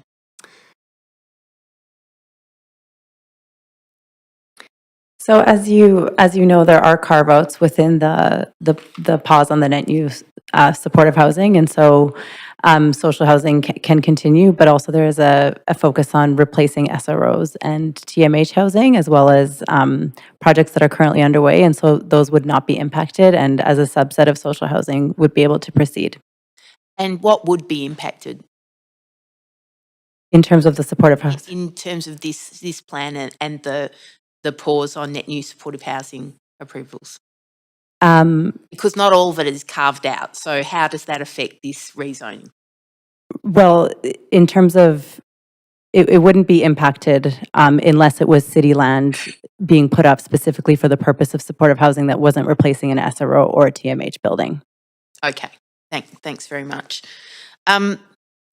So just going back, the 1,800 social housing units are in excess of the original target. Can you talk to me about why the original target, was it too low, and why it's important for us to build market housing in the downtown east side when we can build market housing elsewhere? And the most important thing on the downtown east side is the affordable housing. So I don't think that the social housing targets in the downtown east side plan were too low. There was overall targets for 30 years. I think that was just the number that staff at that time felt could be achieved within 10 years. So it's, we do need the social housing units that have been achieved. I think in terms of the market units, for this specific proposal that we're talking about in the DEOD, we need the market units to subsidize the social housing units, so in the 80-20 model. So that's what we're talking about in the market. We're not, I think in this proposal, we're not looking to create just market units by itself. We're looking to use the market units to subsidize and create the social housing in the 20%. So I think that's part of why we talk about the market units, because in the downtown east side plan, it does talk about over time needing more market rental and ownership units, for overall, because it wanted a mix of incomes, to serve a mix of incomes, but also because it wanted to pay for the social housing units. Thanks very much. Thank you. Councillor Claassen. Thanks very much. Sort of in aggregate, how much of this additional heightened density is directly tied to enabling viable replacement of aging buildings versus simply adding new capacity? Rough numbers. It's a good question. I think, our goal here is to accelerate and create opportunities for SRO replacement. So we are certainly trying to make it viable at that. That said, we know that existing SRO buildings are actually quite valuable on their own. So it is going to be easier in some cases to develop here sites that don't have an existing SRO on them. So that's why I'm having it's a little bit of a complicated question. Thanks, Dan. Given the complexity of development in this neighborhood, how confident are staff that these new tools materially change project viability rather than continuing a pattern where renewal remains theoretical? Certainly, we think this creates a new tool that will be viable. It's going to require a developer that's interested in this kind of project and like a partnership model, and it's going to require a nonprofit that's interested in working with a private developer. But those do exist, and we are seeing projects moving forward in that way right now. So Dan, you kind of set up my next question. In the absence of significant sources of funding from senior levels of government, we're proposing more private partners in this one. What kinds of companies are likely to step forward and to build housing in the DEOD? Yeah, we've definitely, it's not going to be for every developer, and we did hear that when we talked to developers. But you can see the kinds of development companies that are heading in that direction. You can see right now a company like BOZA that's doing partnerships with Indigenous Housing Society of BC, Byron Chard Development that has a partnership regularly with the YWCA. So there are developers out there that like to do projects like this. On social purpose as well. Absolutely. Okay, good to know. We've got hundreds of speakers registered, and that indicates to me that uncertainty and fear has instilled itself into this dialogue, this conversation. What would you say to those who are listening with open hearts and open minds that this plan will work for them? I would say that we hear those concerns. We're not surprised by those concerns. We have taken those concerns into account before we even heard them, because we were participated in the Downtown Eastside Local Area Plan process. We understood where those concerns in the community were coming from. We would say that's why we've tried very hard to create a development proposal here that does generate an ability to do development, but does really focus on limiting any sort of negative harms that could be done. And you can see that through the development of the tenant relocation policies, the requirements around social housing delivery, our analysis, very careful analysis on impacts on land value. So that's what I say. We took those concerns very seriously. Thanks, Dan. Okay, last question here. If these reforms are not adopted, what does staff believe the trajectory for the existing building stock will be over the next decade? Well, I mean, I think certainly we're seeing a trajectory in the existing building stock in the downtown east side that does concern us. We're seeing, if you talk to Vancouver Fire and Rescue Service, as we just heard through some of the budget processes and whatnot, we are seeing elevated numbers in terms of things like fires and SROs, folks being displaced for a range of reasons. So I think we would see if there's not substantial increased investment in the stock, we're going to see a continuation of that dynamic. I said it was my last question, but I'm going to build upon the last one. Is there another way, in your view, in the view of our team, to approach addressing the challenges that we're set out to try and address right now? I mean, there's always another way. I mean, but I think when we looked very carefully at what the options in front of us were, we came to this conclusion. The other way would be essentially to leave our tools and our policies the way they are and sort of wait for government funding to come, which is, as the point I made of, is sort of what we've been doing for the last couple of decades. And it's not that that's been totally ineffective. Like the community has come together with nonprofits, government has funded projects, we have seen projects move forward. Our concern is the trajectory you were getting at, the scale that we need to start to see reinvestment or replacement of this stock at. And we think we need to add some new tools. Thanks very much. That's my questions. Thank you very much, Councillor. Okay. This is the second call for speakers. If there are any speakers for this item who wish to speak to council, please call toll-free at 1-833-353-8610, followed by participant code 106-1445# before the close of the speakers list. The phone number will be posted on X and displayed during the recess. We're now going to hear from the public. Any registered speakers in the council chamber, please come forward to the podium when your name is called. Phone-in speakers will be unmuted when your name is called. Speakers will have up to 5 minutes to make their comments and should limit their comments to the merits of the report being considered. Our first speaker today is speaker number 1, Jean Swanson.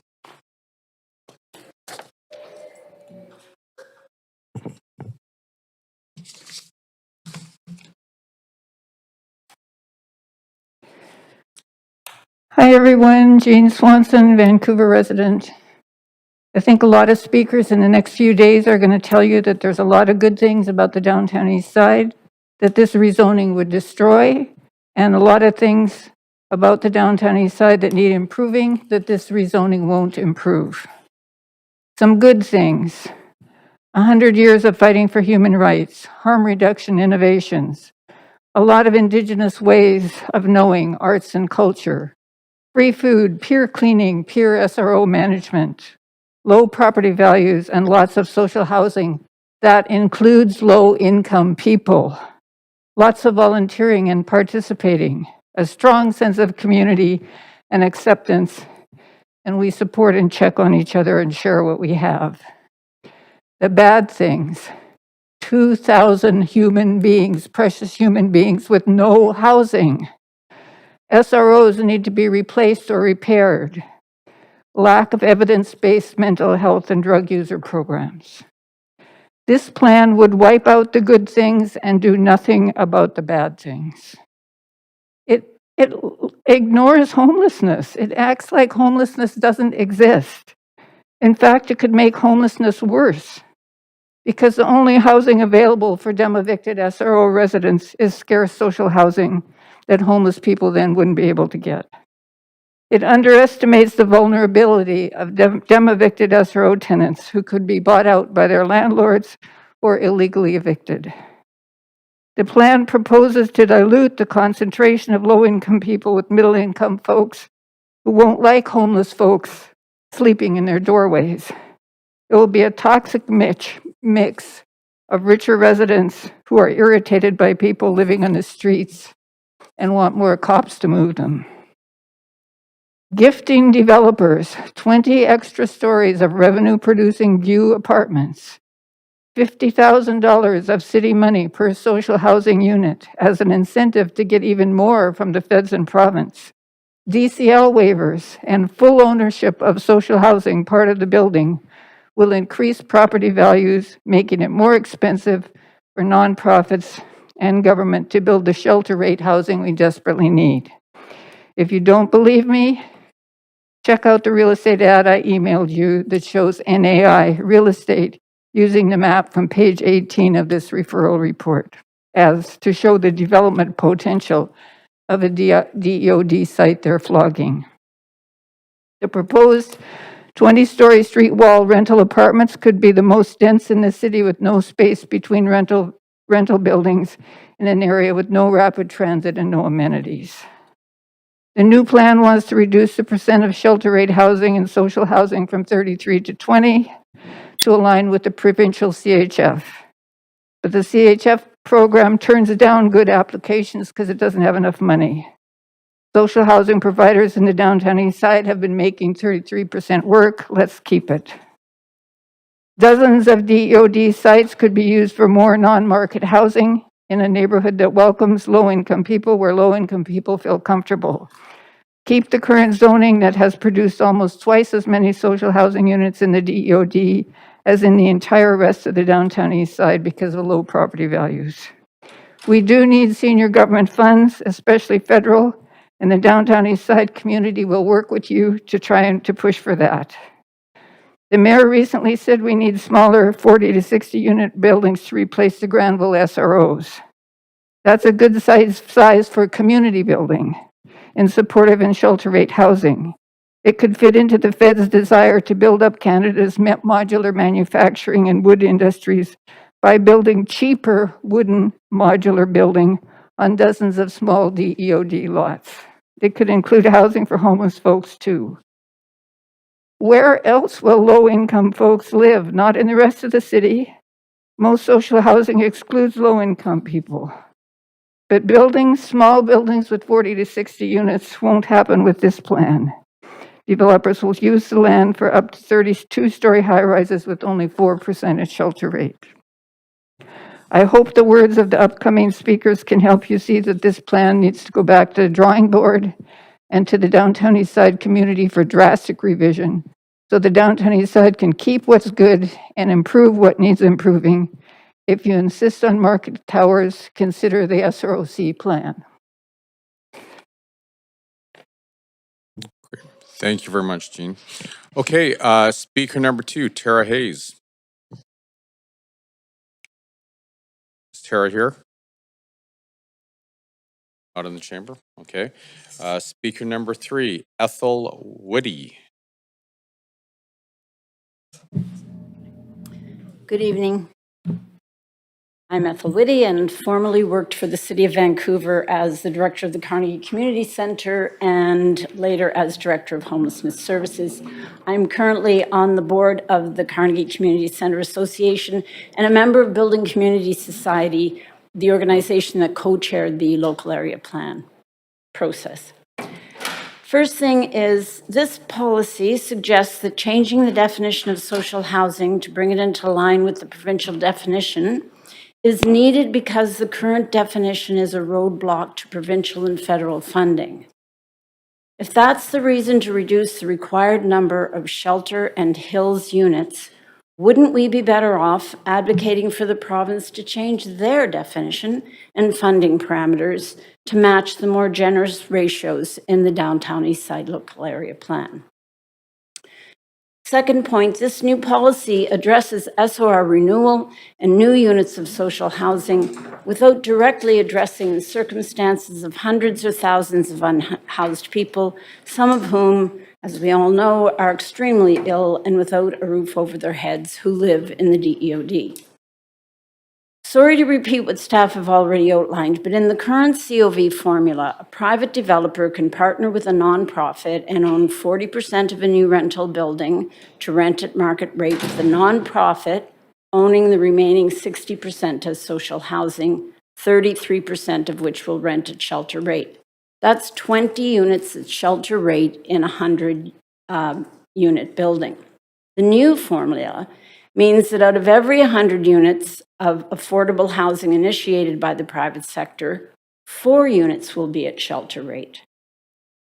At that rate, we'd have to build 10,000 units to make affordable housing available to 400 people who are homeless. There's something happening with the balance there that is a bit dangerous, it feels like. We know zoning is a powerful tool, but solving the housing crisis not only requires support from other levels of government, it is in fact their responsibility.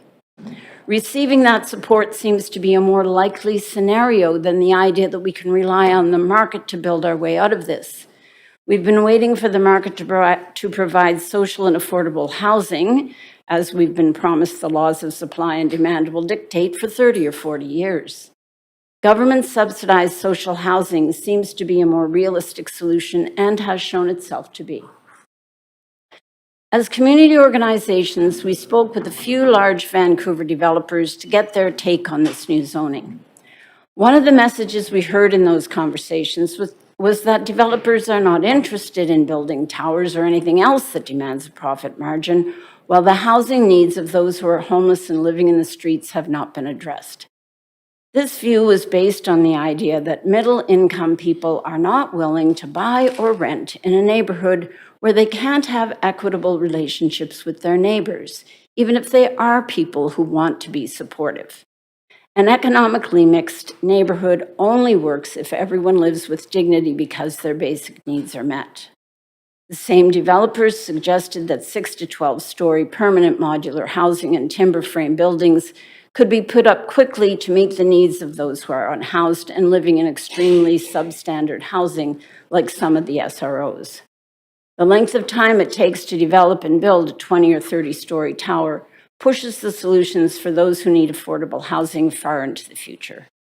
Our ask is this: delay approval of this plan until former Mayor Larry Campbell, who has been engaged by the province to gather information and bring forth suggested solutions, be allowed to do his work, so that there will be real coordination between city and province, allowing us to move together toward a more fulsome response to the humanitarian crisis experienced by community members. And I know that's a priority for everyone here. Thank you. Thank you very much. Speaker number 4, Terry Hunter.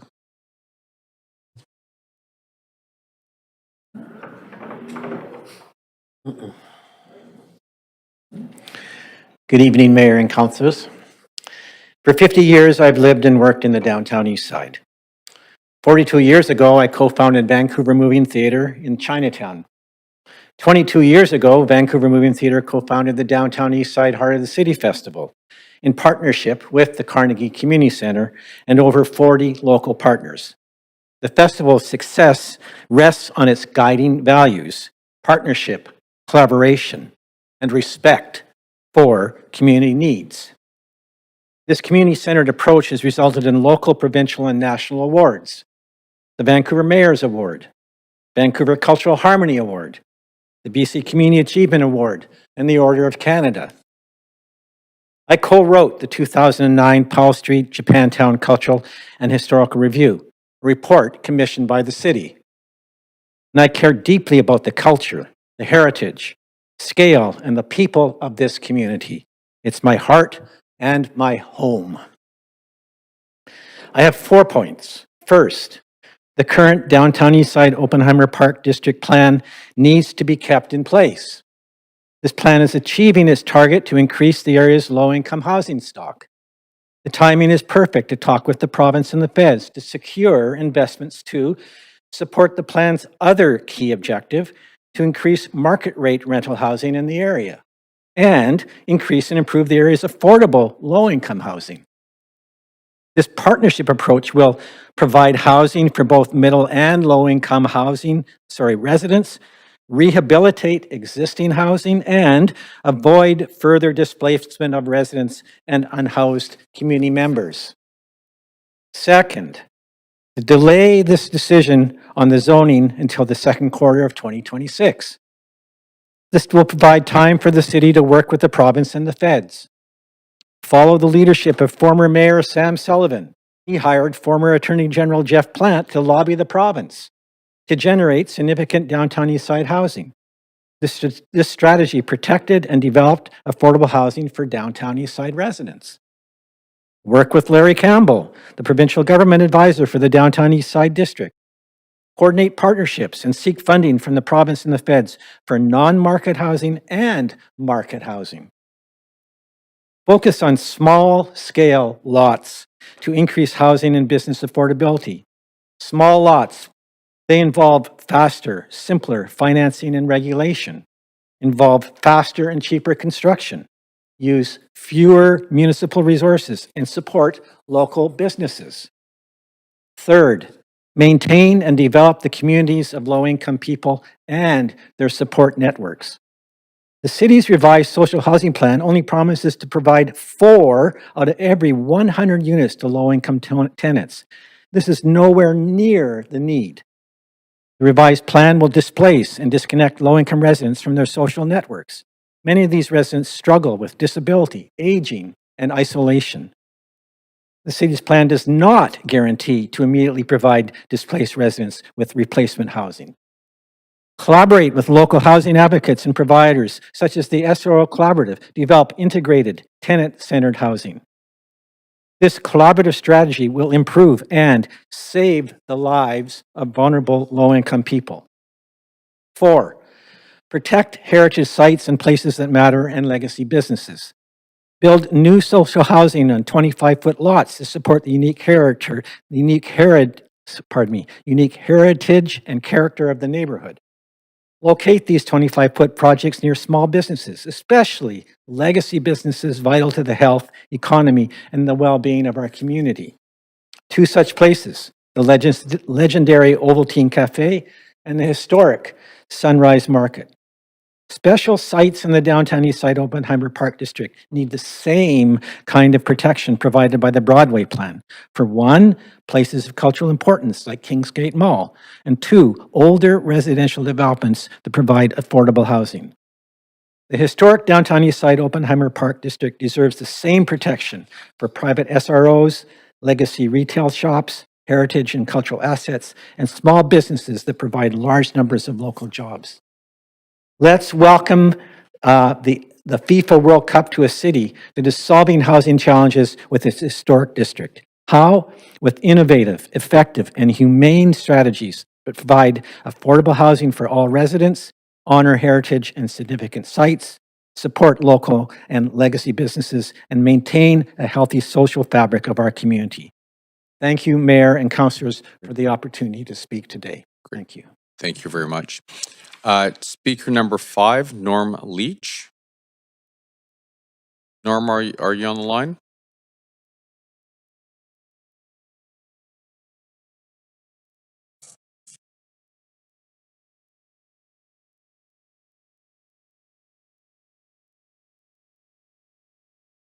Okay, speaker number 6, Michael John Clegg.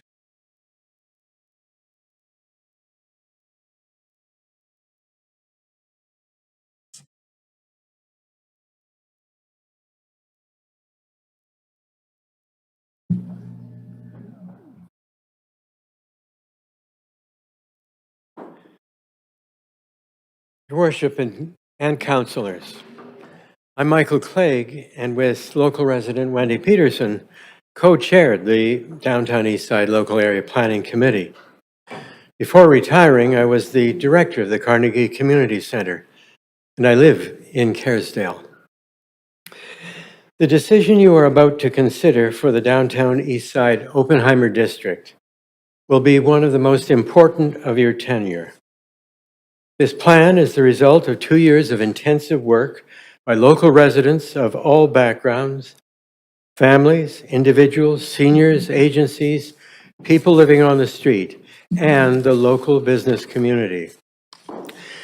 Its signature achievement was the establishment of the Downtown East Side Oppenheimer District. Advanced by then City Manager Penny Ballum and adopted unanimously by Council in 2014, it designated this area as one that would be able to make a major contribution to the desperate need for affordable housing in the Downtown East Side. I offer 5 points in support. This is a compact this city has made with residents, organizations, and businesses in the Downtown East Side. The city and the community work together to achieve this goal. Now, as you have heard, after 11 years, real progress is being made. More non-market social welfare rate housing is being built in this area than anywhere else in the DTS. 2251 units versus 1150. The city's uplifting plan irrevocably alters this compact with the community. Once gone, this housing commitment cannot be recovered. The opportunity has been lost. It fundamentally changes the composition and character of the community. It severs the ties that local citizens have forged to sustain their resilience and strength that have enabled them to survive and support one another amidst conditions that would be overwhelming for many of us. The experience of too many residents, if this rezoning is approved, would not be uplifting. Why break this compact? How does the city benefit? If the new plan is approved, where is the city's impact plan for the community and, importantly, for Vancouver as a whole? There are an estimated 8,500 people in aging SROs and living on the street. The DEOD can now accommodate many. Absent the current plan, where are all these people going to live? In Kerrisdale, where I live? Or Hastings Sunrise, or where else? We know the city cannot financially support the scale of housing required, but it can set the table. It is doing so through the DEOD. It creates the conditions for federal and provincial governments to fund non-market housing at lower costs than if properties have to be acquired at property market rates. It is saving taxpayer dollars. It is also saving the city taxpayer dollars too. Frontline services such as police and fire costs are reduced as is the need for shelters, because people have safe, affordable housing, especially at welfare shelter rates. Dollars saved at this end can go towards supporting the essential health and social services that are integral to a healthy community. Your worship and councillors, I ask you to maintain this compact the city has with this community and the faith it gives local residents that City Hall is acting in their best interests as citizens of Vancouver. I invite you to consider this moment as an opportunity for the city to recommit to the DOD and provide the recognized leadership it demonstrated in 2014. I ask that you do so by taking time to defer a decision now about the uplifting report and to take the time with the community's involvement to increase efforts for provincial and federal funding. Take the time also to instruct the planning department to explore with the community imaginative, practical ways in which density and built form can strengthen the neighborhood and reinforce the resilience of DEOD residents. Right. This would be a legacy for your council for the future. Thank you. Great. Thank you very much for coming in, Michael. We're going to go back to speaker number 5, Norm Leach. We had a technical challenge and we lost him on our end. So, Norm, are you on the line? Yeah, can you hear me? We can hear you great. I would. Please go ahead. Thank you. Well, thank you, Mayor and Council. So I speak from a number of perspectives. I was born and raised in East Van. I'm a survivor of the downtown East Side. I'm a recovering alcoholic addict who spent too many years in the back alleys of the downtown East Side. Did end up surviving and graduating out of there and serving the downtown East Side as executive director of the Aboriginal Community Policing Center. So understand that the issues faced there and the residents who live there, especially through the COVID years, and have recently spent the last 3 years managing the Frog Hollow Neighborhood House, which has just gotten across the finish line, 118-unit social housing development down at Main and Cordova, along with 2 other social housing partners. And that was a difficult prospect. But all these experiences have shown me multiple things through the years. One is the ingenuity and the survival skills and instincts of the people who live in the downtown East Side. No one has survived more hardships or overcome more barriers than they have. And they certainly are some of the people who have built and created the city that we now live in. Unfortunately, the downtown East Side has been subject of decades of unwritten policy to concentrate people or activities that the rest of the city did not want and push them into the downtown East Side gradually but constantly until that's where it all ends up. Now, policies are being developed to try and resolve some of these crises, but zoning is a very blunt instrument, and it is not really going to solve the problem. So because of the work that we've done in serving and organizing the tenants in the downtown East Side, as president of the Downtown East Side Community Land Trust, we understand that the really only long-term sustainable solution to provide affordable housing is for the community to own the land. And so we're actively doing that. We've actually been successful in purchasing a property. And so we will operate that property under on decolonized principles, and we will activate those policies to create healthy living for the residents there. But unfortunately, the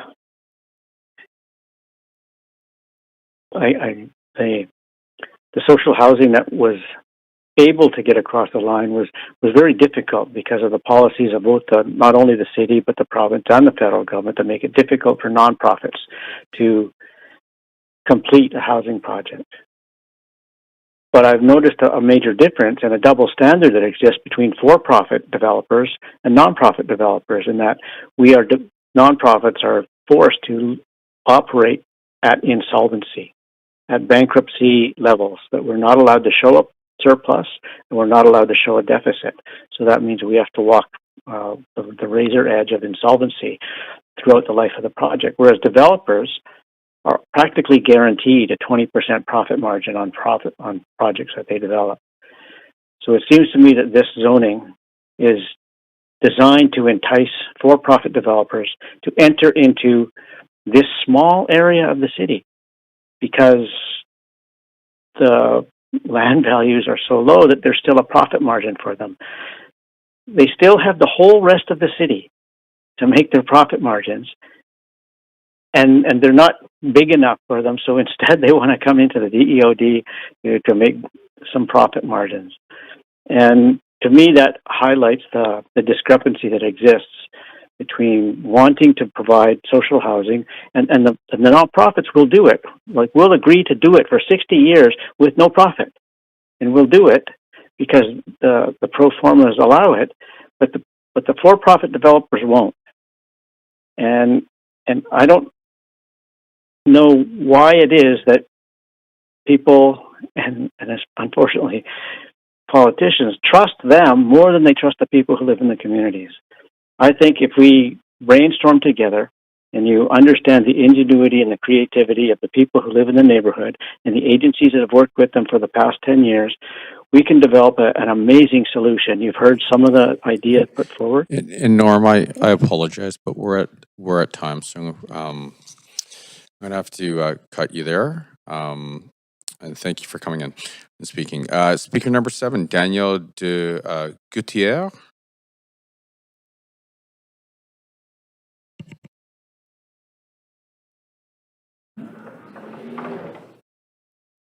I hope I pronounced your name properly.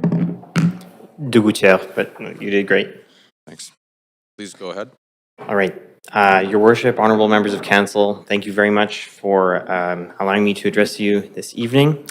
I'm here to register my opposition to this proposal, and for several reasons. I was thinking about the theme of this, and I think the idea that commodification, specifically housing commodification, it is a political process, and therefore decommodification is also a political process.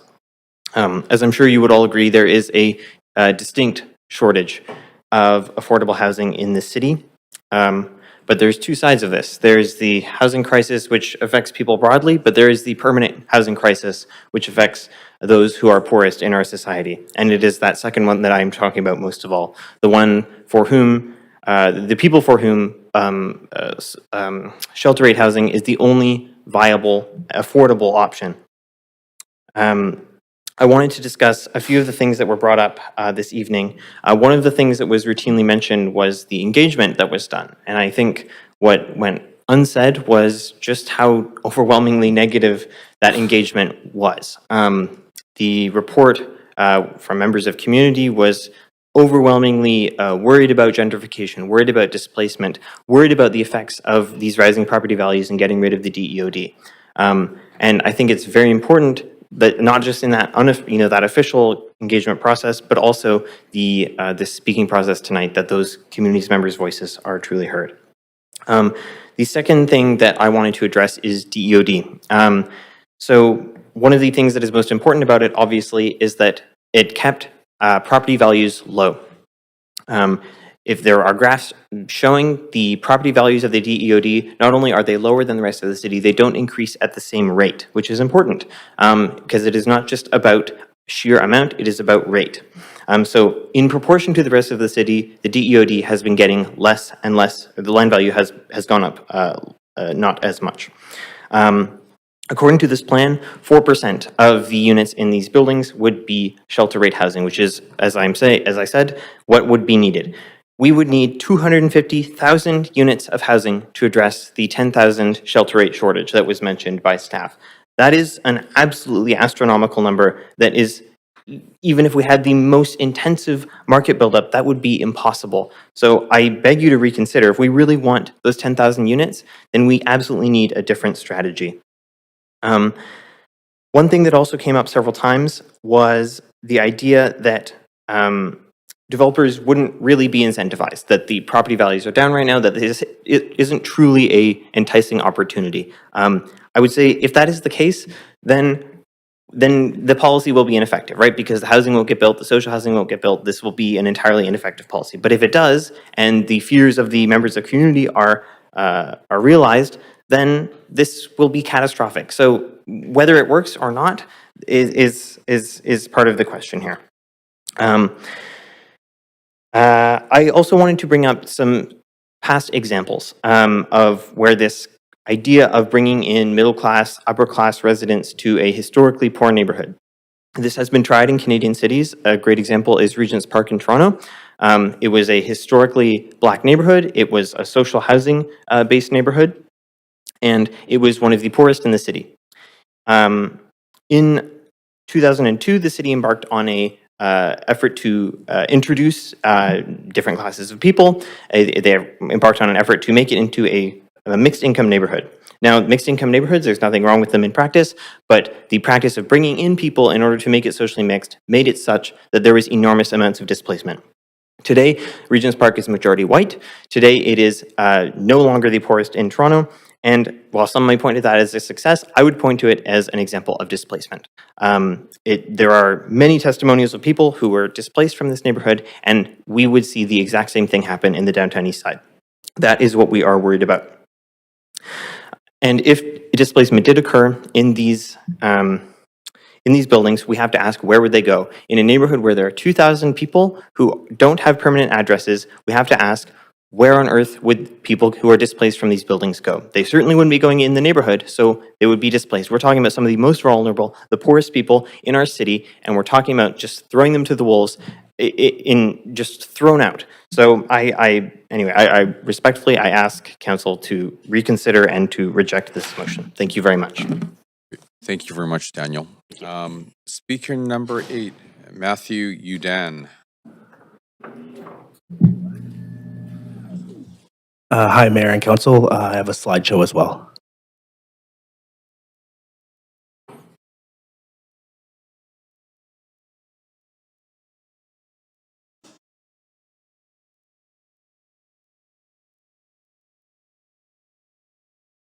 We're just pulling it up.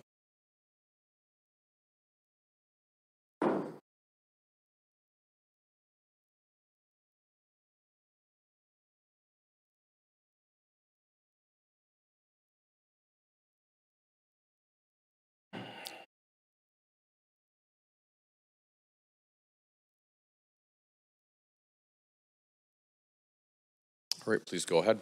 All right. Hi, Mayor and Council. My name is Matthew, and I oppose this motion as laid out there. Next slide. Today, you may hear from speakers about how this development proposal continues a recent trend of hostilities towards low-income residents of Vancouver, particularly ones who live in the downtown east side.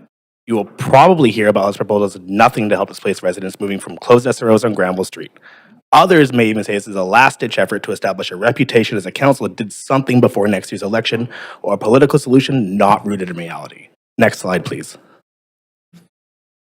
And while I may share some of these opinions with my fellow speakers, I think I align closely with council's vision on one thing: crime. I am speaking today to urge this council to take bold action with this development proposal and address the city's 4,000% increase in crime cited by academics such as Aaron Gunn, director of the Chip Wilson-funded Downtown Eastside documentary, Vancouver is Dying. Although this current plan may displace many residents and some criminals, I propose a drastic way to lock them in. Next slide. Instead of a $50,000 per unit gift to developers, we give $500 million to the police and $30 billion for an open-air, maximum security prison, the first of its kind in Canada. Next slide. These are the statistics cited by Aaron Gunn, the documentary founder of the Vancouver is Dying film. Next slide. That is a mock-up of what this prison would look like. In partnership with the province and the feds, Vancouver can build a 50-foot wall around the Oppenheimer district, turning into Canada's first open-air maximum security prison where hardcore criminals are put for life. In addition to ensuring our extraordinary police force's extraordinary budget, this bold development will solve Vancouver's issue with housing, drugs, crime, and property values all at once. Next slide. And I know you're thinking, what if an anarchist, activist, terrorist cell turns this very system against us, kidnaps a hapless billionaire, and holds him hostage inside? Would Canada be able to rescue him? Don't worry, counselors, I'm one step ahead of you. I've recruited a downtown Eastside resident, a decorated Iraq war veteran turned career criminal, a badass who can get anyone out from the inside. His codename is Snake, and I would like to explore this scenario further with you all. Next slide. The year is 2035. Vancouver is dying. A post-war economy. Unemployment is at an all-time high. Families are forced to subsist on allotments of Bitcoin and Soylent. However, my speech in 2025 swayed City Council, creating a once-in-a-lifetime amendment, and the city began construction right away. A bold decision, but one that had to be done. Actually, I'm just going to cut myself off there, but I mean, we were told it was a waste of time before, so thank you. Bye. Thank you very much, Matthew, for coming in. We'll flash back to Escape from New York. Okay, speaker number 9, Chloe Leslie.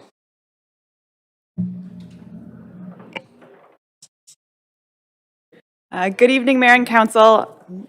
Unfortunately, I don't have a slideshow. I'm here today to call for stability, dignity, and true affordability in the downtown east side.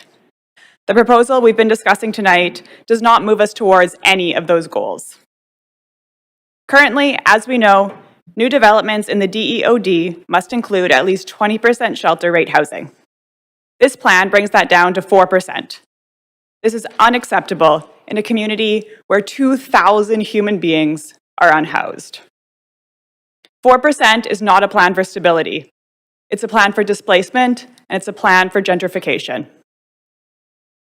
The most urgent question I want you all to consider is, where should the thousands of people who are unhoused go?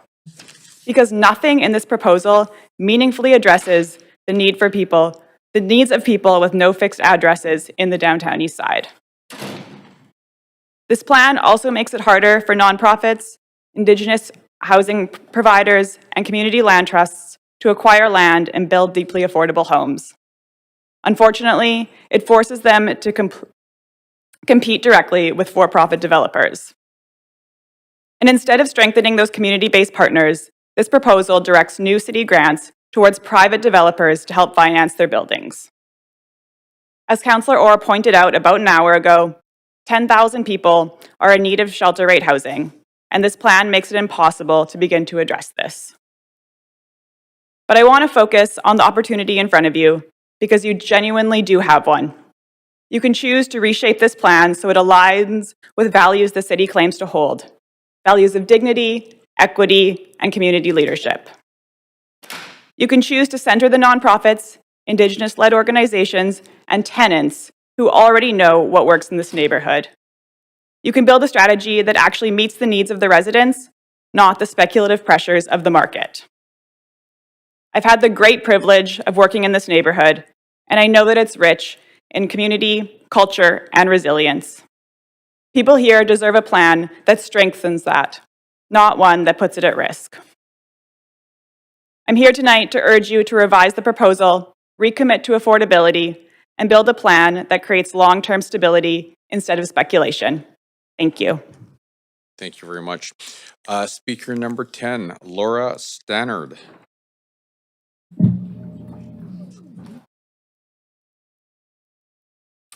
Mayor and councillors, there's only one question here tonight, and that's, where will people go?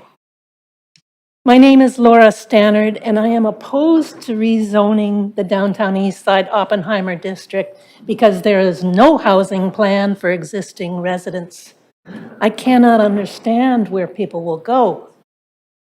In 1983, I started working in the downtown east side as a social work assistant with St. James Social Services under the infamous May Guttridge. There's probably only about 4 of us who know who she was. My clients were people banned from welfare offices. My job was to ensure their rent was paid and account at a low-cost restaurant or food service was maintained. SROs, which back then we called them residential hotels, and I still wish we did, were not covered by the BC Residential Tenancy Act. So most of my days were spent losing arguments with hotel managers and owners who had locked my clients out of their rooms, losing and then moving people into different hotels. I always paid by the week because I could never get the rents back. I came to that job with all my middle-class biases and values, and within months, I felt a stronger love and connection to the downtown east side than anything I'd experienced before in Vancouver, Toronto, or Manhattan communities. Equally strong was a rage and desire to change the conditions I saw killing my clients. So for the next 20 years and off for a dozen more, I tried. I just couldn't see where and how people were supposed to live in the downtown east side. Meanwhile, neoliberal budgets slashed social housing, welfare, and disability assistance.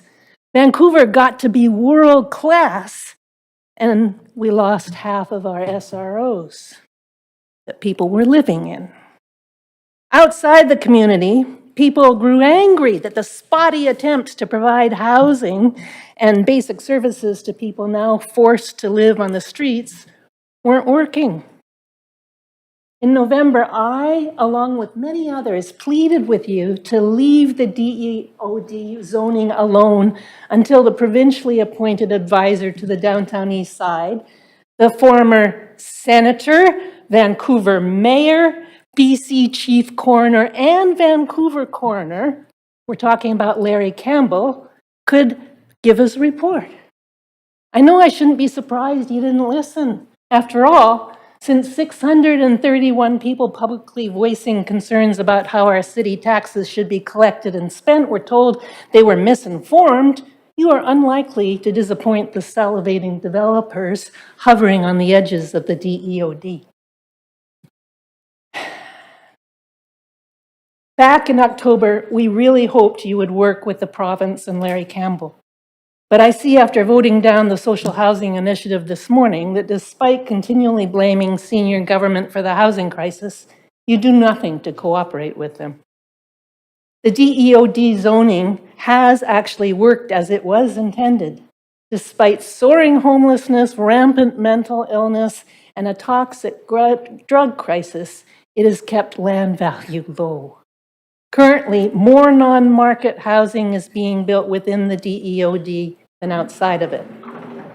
The proposed 80-20 market non-market plan for the market and non-market plan for the new buildings will only, you've heard this, only leave 4% of units for folks needing shelter rents. It's completely unworkable social mix. Could you imagine being the true poor people in a building with 50 units? You know, that just doesn't work. I can't understand where the 2,000 people with no fixed addresses currently residing in the Downtown East Side will live, nor do I have a clue as to where the 6,500 people living in the last of our falling down SROs will move to. There is only one real question about your redevelopment plans for the Downtown East Side. Where will the people go? Thank you. Thank you for coming in. Speaker number 11, Stephanie Smith. Stephanie, are you on the line?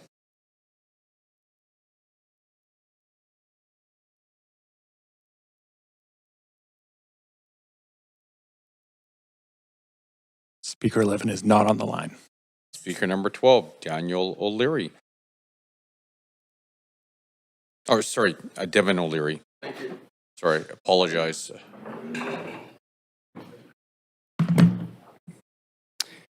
right, hello y'all, I'm Devin O'Leary and I'm grateful to be here tonight on the unceded territory of the Musqueam, Squamish, and Tsleil-Waututh people.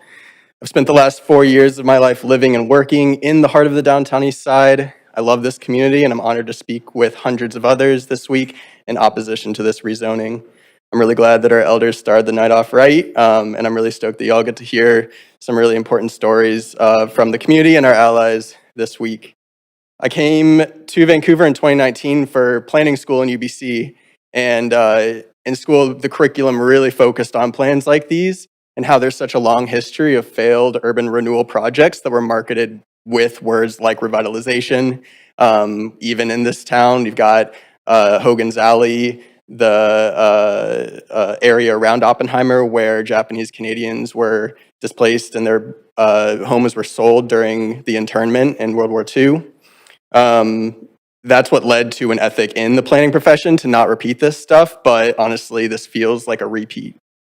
How you do this right, and actually, Councillor Klassen, you nailed it, is it's about building trust. And you do that by showing up and hearing what people have to say. And I'm glad you liked the Blob skit. There's a lot of really amazing ideas that people have and creative ways of being able to share it. And we know that it also goes both ways. You have to trust us. You have to hear us. We have to share like genuine ideas that we've been working on. And that's why we've come here. 300 people signed up to speak to share those ideas with you. We're all going in the right direction. We want safety, but there's a right way to do it. So in the last 4 years, I've been super lucky to get connected with some of the best folks in the world. And the Downtown East Side goes deep. You can't overlook the importance of the ecosystem and the culture of solidarity and commitment to community that spans decades. this place where residents are going through the worst time has taught me what community really looks like. My friends showed me that community looks like checking in on your neighbors and bringing them water and cooling kits during heat waves.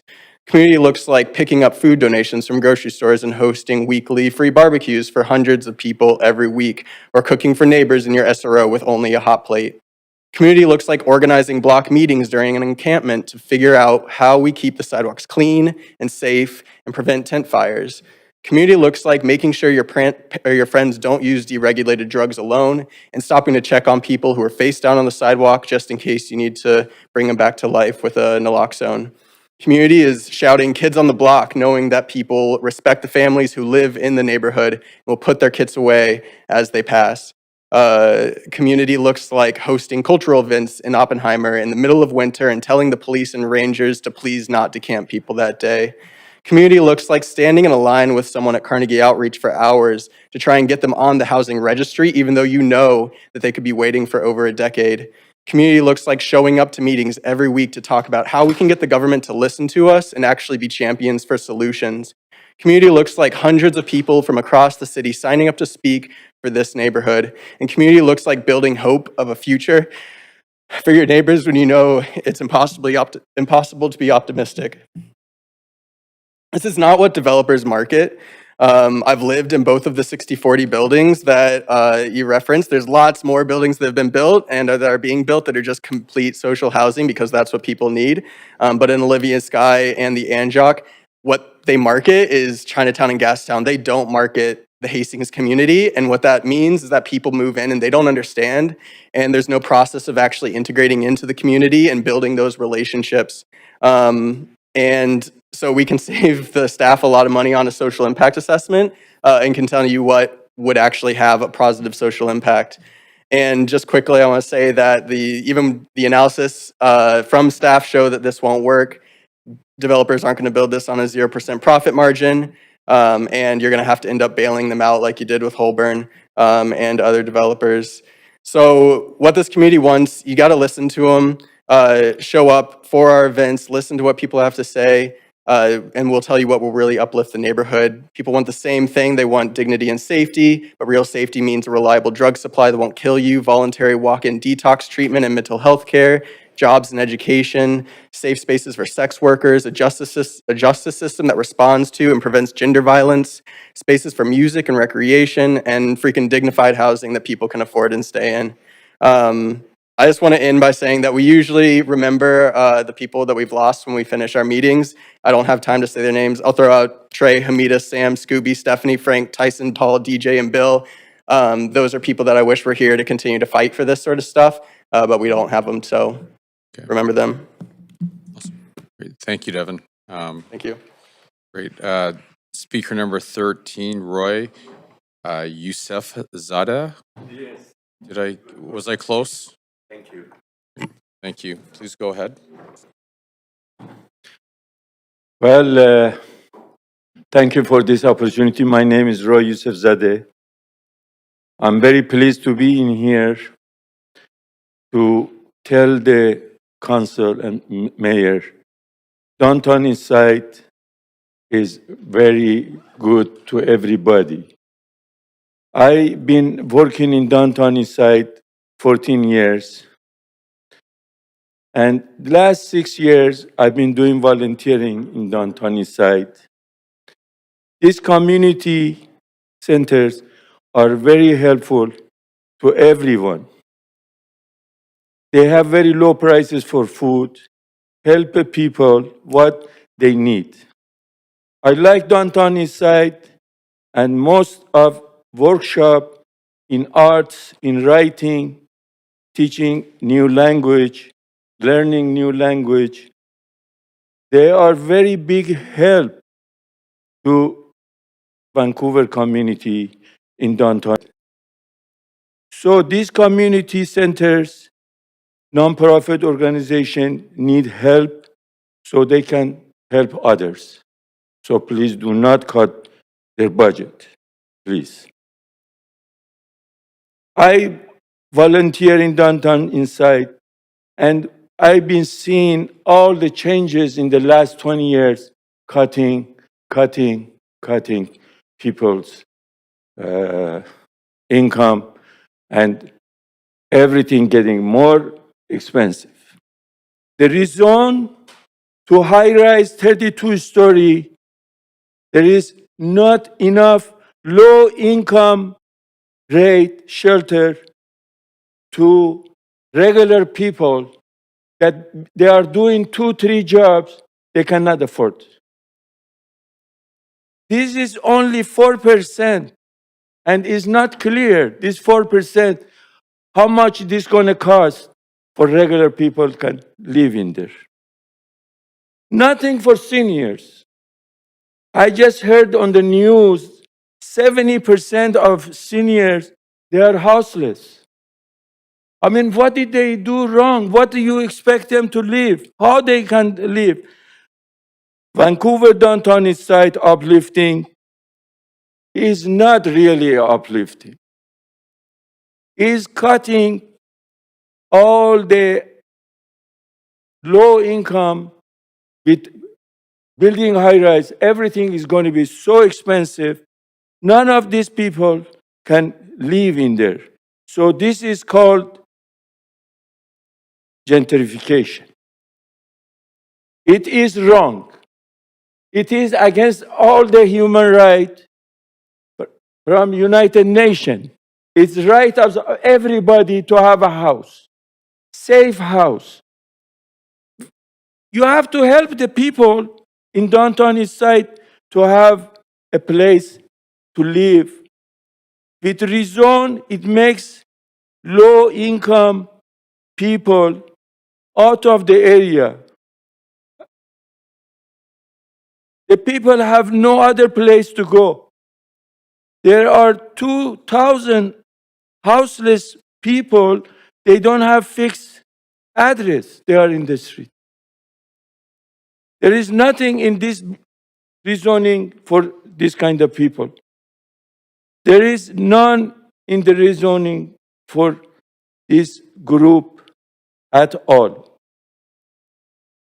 I am against rezone downtown east side uplifting.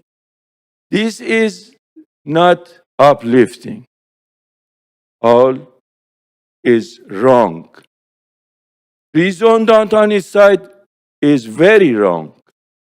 High rise makes the rent expensive. Low income people cannot afford. This is the plan to evict the people from the street. This is not low income rate house. Too many high prices. The rentals are very high for low income to pay. Where this senior and other regular people should go? What do you want they should do? To find a place Roy, to stay safe. Roy, I'm sorry we're at time. Thank you very much. Thank you very much. I appreciate everyone for listening, for this opportunity. Thank you very much for coming in. Speaker number 14, Gilles, is it Siran?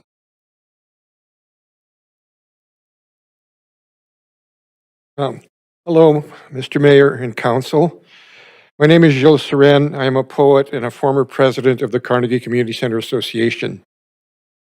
O'Brien, the thought police operative in George Orwell's 1984, tells us that one man asserts his power over another by making him suffer.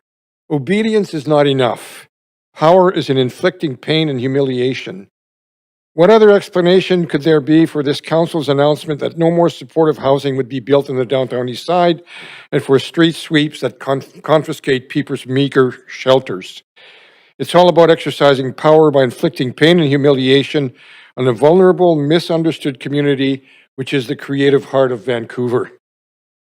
In 2018, Maclean's Terry Glavin called Vancouver a global swindler's paradise for real estate racketeering that is now also one of the world's most hopelessly pathetic landscapes of housing unaffordability.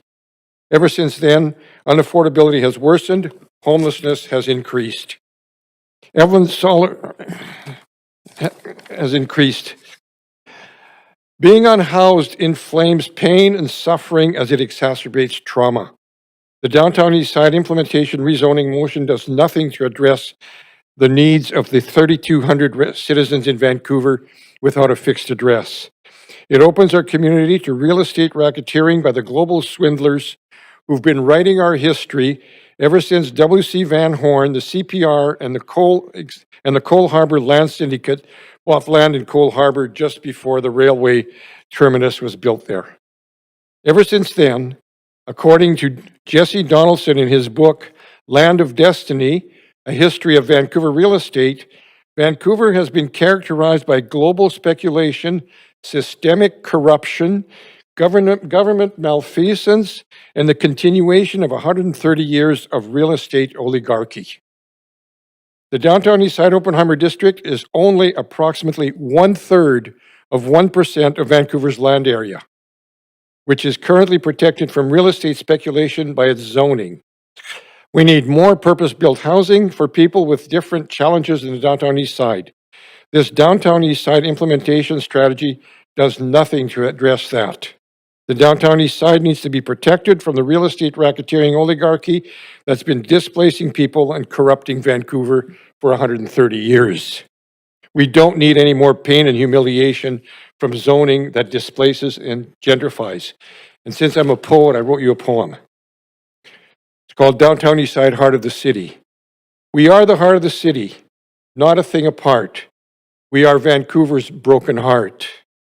We are a city's distress made visible, the shadow side of social breakdown, seeing suicide caused by income inequality. We are a city nested in beauty. Some think it can heal its shade and shame with real estate despots that destroy community. Were you to walk a mile in the trauma that renders one homeless, you too would have an umbrella for a roof. Between the mountains and the shore, we are your pain explored. From Abbott Street to Clark Drive, we are the battered women of Kerrisdale, Point Grey, and the properties who run away. We are the children of patriarchy's pain, of empire's burn, colonization's thievery, beat down by wealth discrepancy. We are also Vancouver's creative heart.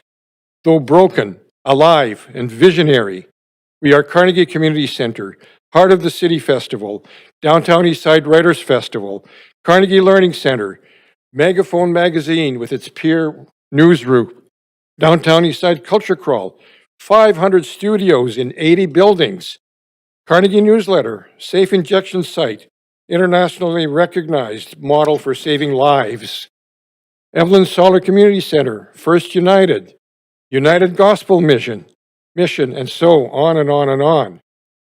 On and on. We are Vancouver's compassionate heart. Thousands of us in recovery from what you see on the streets, working to heal the city's broken heart, bringing sunshine to your shade and shame. We are a community that cares. We know that the opposite of addiction finds us in connection and creation. For that, we need safe, purpose-built, affordable housing, not zoning that amplifies gentrification and displacement, not oligarchic real estate totalitarianism that programs more shade and shame, inflicts more pain and humiliation. Thank you. Great. Thank you very much. Speaker number 15, Lance Lim. Hello? Lance, please go ahead. Yes, I have a video that I would like to staff to play. Sure. Please go ahead. Okay.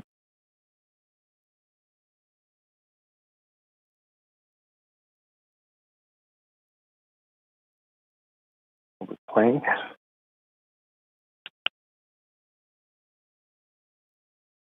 Okay.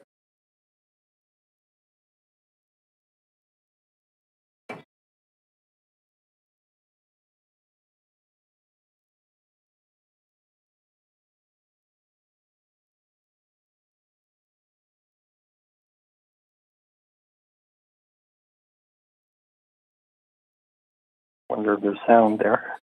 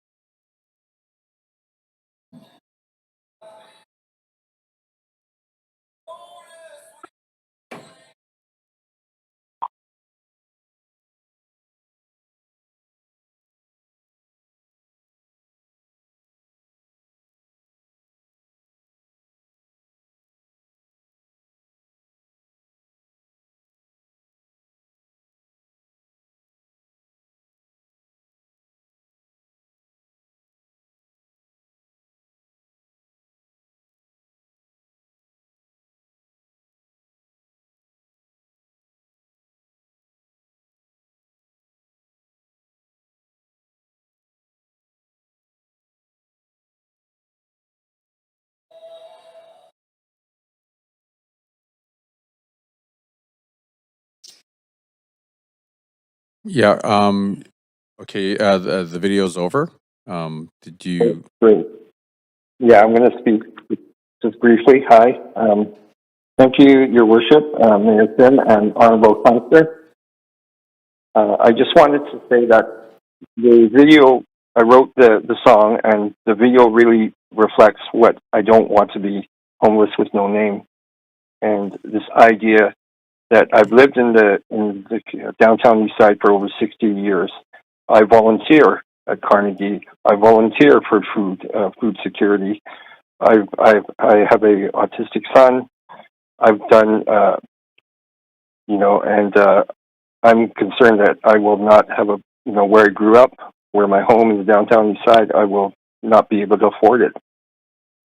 And being on a wait list, even if it's 10 years, the one thing that has been brought forth again and again is that you could build up a big building, you could build a container, but it's hard to build a community. I recall when Vancouver used to be a grid and a neighborhood where they had stores, like we would have like grocery stores in every block, and it reflects this community. I'm sorry, you're at time.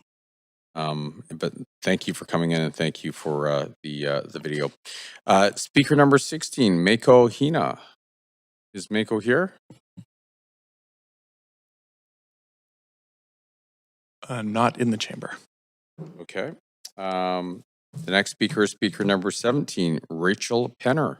Is Rachel here?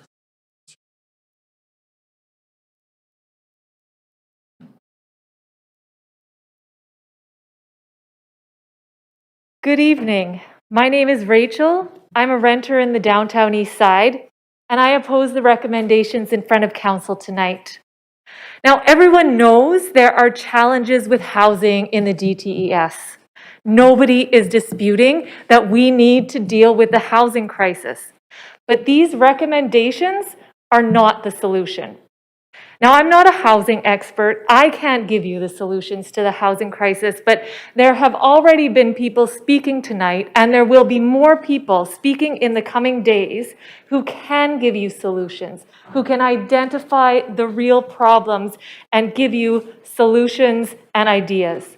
They are the organizers, service providers, technical experts, and most importantly, the people with lived experience. The people from the community, the people whom this plan is allegedly here to help. And I'm here to tell you that I hope that you will listen to them. My area of expertise is process, is design, is communications. And I can tell you that the process for this plan has not considered the voices of the people, the voice of the community. Now, Councillor Lenny Zhu rejected the results of the city's budget survey because it didn't represent enough residents whose first language was not English. And he said to claim that the survey results represented the city was a colonial mentality. Now, I'm wondering tonight, how is this plan in front of us, how are these recommendations not reflective of another colonial mentality?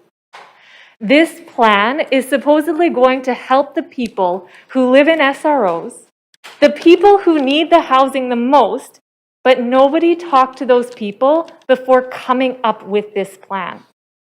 As a designer, I can tell you it is critical to talk to the people who are going to be using your design, using your product, before you create the actual design. But instead, what's happened is that people in positions of power have decided on what is essentially a single solution, building towers, that, to solve the problems facing the city's most vulnerable, without first checking in with them. Nobody completed a social impact assessment. Nobody completed a housing needs assessment. Nobody stopped to take a look and assess how might this rezoning actually impact the community. Now I wonder, how is this not a colonial mentality? This is precisely how colonialist and paternalistic thinking works. We decide that we must know what's best for those poor souls who are lesser than us, maybe because of their education, the color of their skin, their cognitive abilities, for whatever reason. Colonialist, paternalistic thinking says, I'm smarter, I know what's best, what's right for this person or this group. And that is what this plan is doing. Now, it's true there was public engagement, but that also failed to engage with the community in a deeply genuine or accessible way. According to the city's What We Heard report, only 1% of survey respondents were experiencing homelessness. Only 2% were currently living in SROs. Now, this plan is supposed to help the people in SROs. It engaged with 2% of people living in SROs. There was a single public information session in my neighborhood, the downtown east side, which I attended, and it was essentially a series of somewhat intimidating poster boards, somewhat obtuse language, no two-way dialogue with the community. Now, thanks to our democratic process today, we are in the 11th hour before this rezoning gets passed. So y'all here tonight are getting one last chance to listen to the voices of the people and the voices of the community. Now, the choice in front of you is this. Y'all have a lot of power. Will you use your power to impact the poorest neighborhood in Vancouver by imposing an ivory tower solution on them that they didn't want? Or will you go back to the drawing board with them and co-create a solution? I'm sorry, Rachel, we're at time. That's it. Great, thank you very much. Okay, speaker number 18, Kevin Condrad.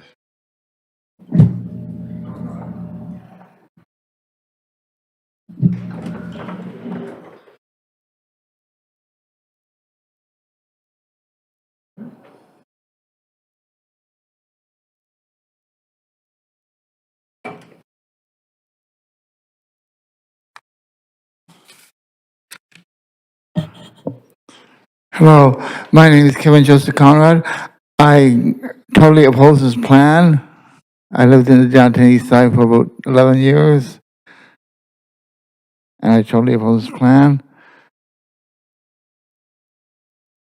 It will do anything but uplift the downtown east side. It will place more people on the street. It will not uplift them at all. Uplift them.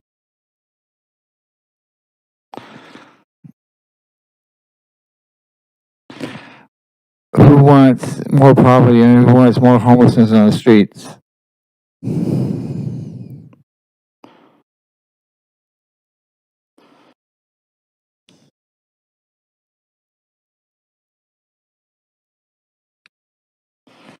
Yeah, I've been around the block for a long time. There are three things you need to get along in life. One is good genes, two is good parents, and three is good luck. Not everybody gets that. They tend to be less vulnerable for society.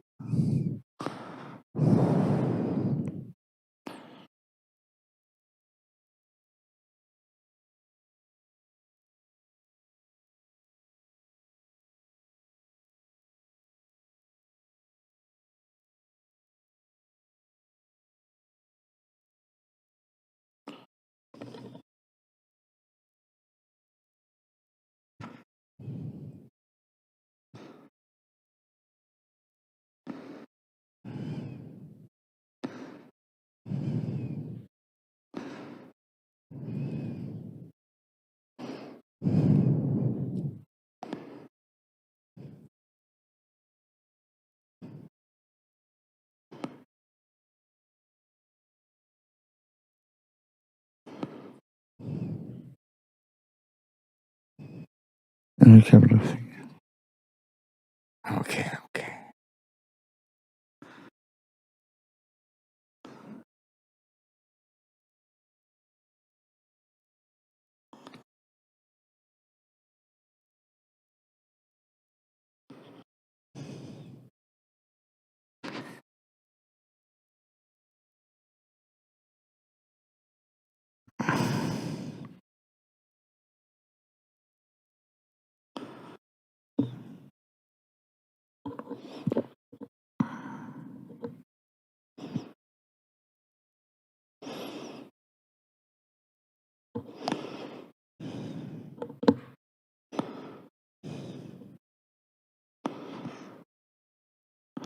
They don't need the uplifting plan.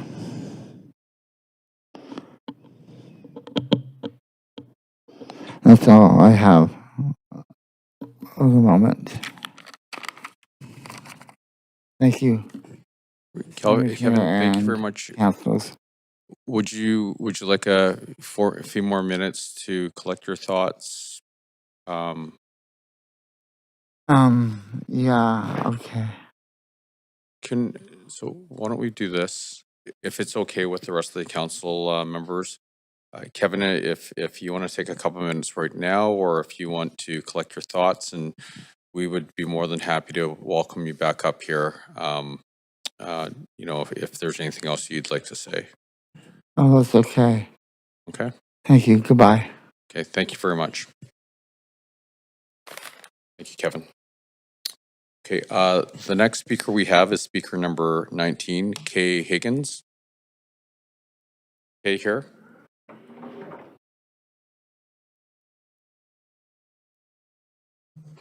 Speaker 19 is not in the chamber. Okay. Speaker number 20, Minnie Ng. Is Minnie online?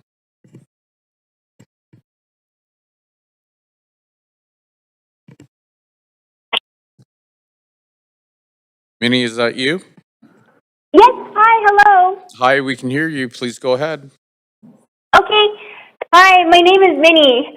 I wholeheartedly and passionately oppose the motion to rezone the downtown east side. I am a 1.5 generation Han Chinese settler, and I love the downtown east side. I love the people, and I love the culture, especially for how the community fiercely loves and cares for each other. For the last 6 years, I worked, volunteered, and shared community with many generous and caring downtown Eastside community members, including, but not limited to, urban Indigenous people, low-income Chinese seniors, survivors, people who use drugs, unhoused people, and sex workers, people who will be most harmed today if this motion is passed. I want to remind everyone here today that the downtown east side is the poorest postal code in all of Canada due to genocide, failed policy, and militarization of the police. The community is going through not just Indigenous genocide, but the COVID-19 pandemic, apartheid, homelessness, overdose crisis, and an increasing food desert, all exacerbated by the rapid gentrification that the city is complicit in. During my time working with the low-income seniors in Chinatown, we were constantly fighting against manufactured and intentional gentrification. We were constantly putting out fires and pushing programs that mitigated the violence that came with it. Grocery programs for the lack of culturally appropriate and affordable food options. Cultural events for the lack of public spaces where low-income people can gather without police presence or harassment. Medical advocacy for the lack of language accessibility and empathy towards downtown Eastside residents. Basic human rights that the privileged take for granted every single day. I am also frustrated that I'm here again after speaking on October 20th in opposition of 570 Columbia, Chinatown's 10-year fight against Speedy from building a luxury condo that will make the Memorial Square a rich man's front yard.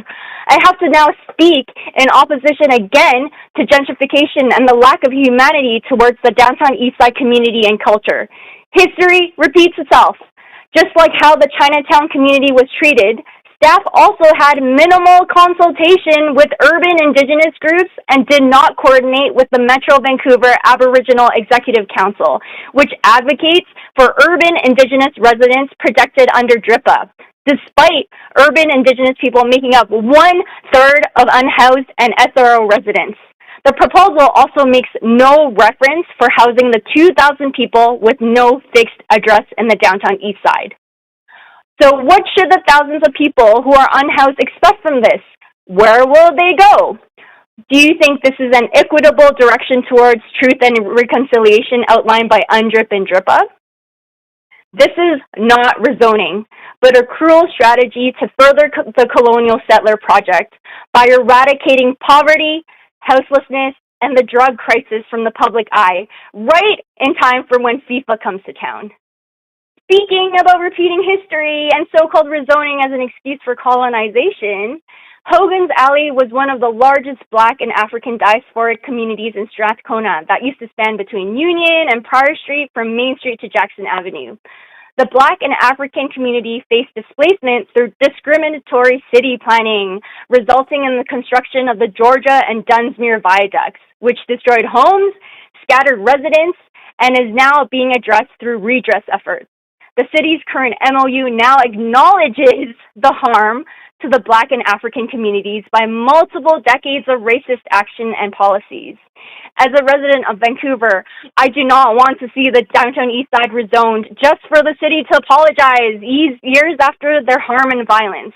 I do not want to see further justification for increasing the police budget due to the rapidly growing population of unhoused people and drug users on the street, or worse, a MOU or redress for the many lives that will be harmed and murdered because of the displacement, lack of housing, and humanity given to the downtown east side residents. I urge the city to bring this proposal back to the drawing board. For example, the plan should include shelter rate units and social housing so that it's affordable to low-income residents, and speed up building shelter rates at the Balmoral site, the Gore and Hastings Temple, the Regent, and Kiefer rooms to house people who are already homeless and those moved out of the old SROs. This proposal lacks dignity, humanity, and a lack of consideration for the most marginalized. The downtown east side is a community with vibrant culture and deep care for each other, and this proposal will destroy lives. Thank you very much. Speaker number 21 is Stanley Lee. Hi, can you hear me? Yeah, we can hear you great. Please go ahead. 5 minutes, right? Okay, I'm just going to jump right into it. Like many of the previous speakers, I oppose to the proposed amendments. The 60-40 split was what it came out of. It was a result of years of hard work, and it's actually a key factor of keeping land price inflation intact or in check in the area. And many of those residents actually need to be nearby certain services within walking distance, like food programs, clinics, and harm reduction sites. The new proposal flips that balance to roughly 80-20, 80% market, 20% non-market, and only 4% of all new units to be affordable at shelter rates at about $500 a month. The people who need these units the most are actually the least capable of dealing with the aftermath of the many of the speakers have already alluded to. Look, I know the bosses in the real estate industrial complex are getting desperate with the tanking economy, and I understand they probably need to rake in the cash before a regime change. But if and when the redevelopments prices those residents out, where do you think they will go? You probably heard these numbers quoted repeatedly already. 6,500 people in SROs, many of them are falling apart, and 2,000 to 3,500 people without fixed addresses. They literally have no margin left. If council, look,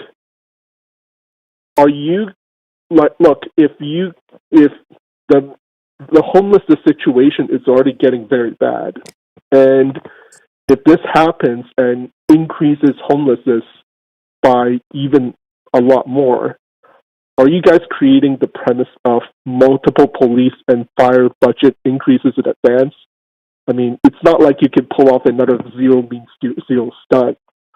Look, this hearing is most likely just a formality, but I'm taking a chance to ask you to pause the rezoning, work with work with senior levels of government and with nonprofits, and bring forward a plan that actually increase the shelter rate and actual social housing instead of uncovering another real estate opportunity for the real estate industrial complex.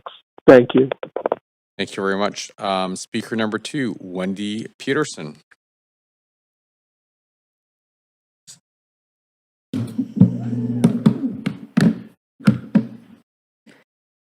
Good evening, Mayor and Council. My name is Wendy Peterson. I'm the founder and executive director of the SRO Collaborative. We're a lead partner with the Downtown Eastside Community Land Trust. I've lived and worked in the Downtown Eastside for 35 years. I was the co-chair of the Downtown Eastside local area planning process with Michael Clegg. Hundreds of community members worked on the LAP for 4 years to get the DEOD zoning, and which produced about 1,000 new welfare rate units over the last 10 years. Thanks to the incredibly creative and entrepreneurial housing nonprofits who brought a lot of patchwork funds together. And the 2014 zoning also lowered land acquisition costs significantly, creating a land bank for social housing. So I have one main point tonight. We need a better plan to replace the privately owned hotels. We suggest that council exclude the 28 privately owned SROs in the DEOD from the proposed new rezoning policy, which is a huge departure from what you've come up with. And why? 4% of the welfare rate in each tower is not enough to replace these homes for the 1,200 tenants who live in these 28 privately owned property, SRO properties, with about 25% of them being Indigenous. Deregulating the SROs to encourage fewer rooms is not a good idea because it involves dispersing tenants when there's a shortage of affordable places to live in the city. And this policy will lead to speculative investment and ownership transitions that will likely lead to SRO management transitions that I continuously see lead to negative impacts on tenants. So we see that right now at some hotels, and it causes more homelessness. Most importantly to me, this policy will speed up the process of dispersing tenants who are finally beginning to form supportive, stabilizing communities. That's what we work on. If you exclude the 28 privately owned hotels from the new density zoning and policy and choose instead to help us replace the hotels one by one on the program that we're working on on the 25-foot lots like the Brennan on 545 East Cordova, you can definitely ensure healthier communities for SRO tenants and prevent more homelessness. In fact, our plan for the 25-footers can actually free up more housing in existing supportive housing. So we hope you'll consider an amendment to allow for as many 25-footers as we can get. The community wants to build these 25-footer replacement sites quickly, and they can speed up development and bring down social housing costs with the factory model. And we're talking with all kinds of partners to line this up, and everybody wants to help. Please don't limit where they can go. The DEOD has cheaper land than anywhere in the city, and this would be a wonderful legacy to honor our precious land bank and the history of this amazing community. With Devon's help this summer, I did a block-by-block mapping of the DEOD this summer to prepare for today. And there was a tremendous amount of developable land in the DEOD. I was quite shocked, actually. You can transition the 1,200 SRO tenants and others onto the 25-footers and save the places that matter to the community and still do a tower or two on every block on provincial or privately owned land. So we hope council will delay this decision until the spring, like others have been saying, to develop a more tailored plan for the DEOD with us and senior governments. I think you've got some allies there at the province and the feds, and we really need lobbying leadership from council. You would have time to explore our alternative replacement strategy before you change land economics and increase speculative investment on tenants' homes. In the coming week, dozens of SRO tenants who we're connected to signed up to speak. I thank you in advance for listening carefully to what they say and incorporating what they are asking for into your policy plans. This decision is really high stakes for them. I hope you hear their humanity and their need for support, or stability, predictability, and opportunities to lead in their buildings. And I just want to share one example. One SRO tenant volunteer who's here tonight lived in his building for 13 years, and he didn't know anybody who lived there. But thanks to our work, he knows everyone now. He's knocked on every door delivering welcome kits. He's helped draft cooling room rules.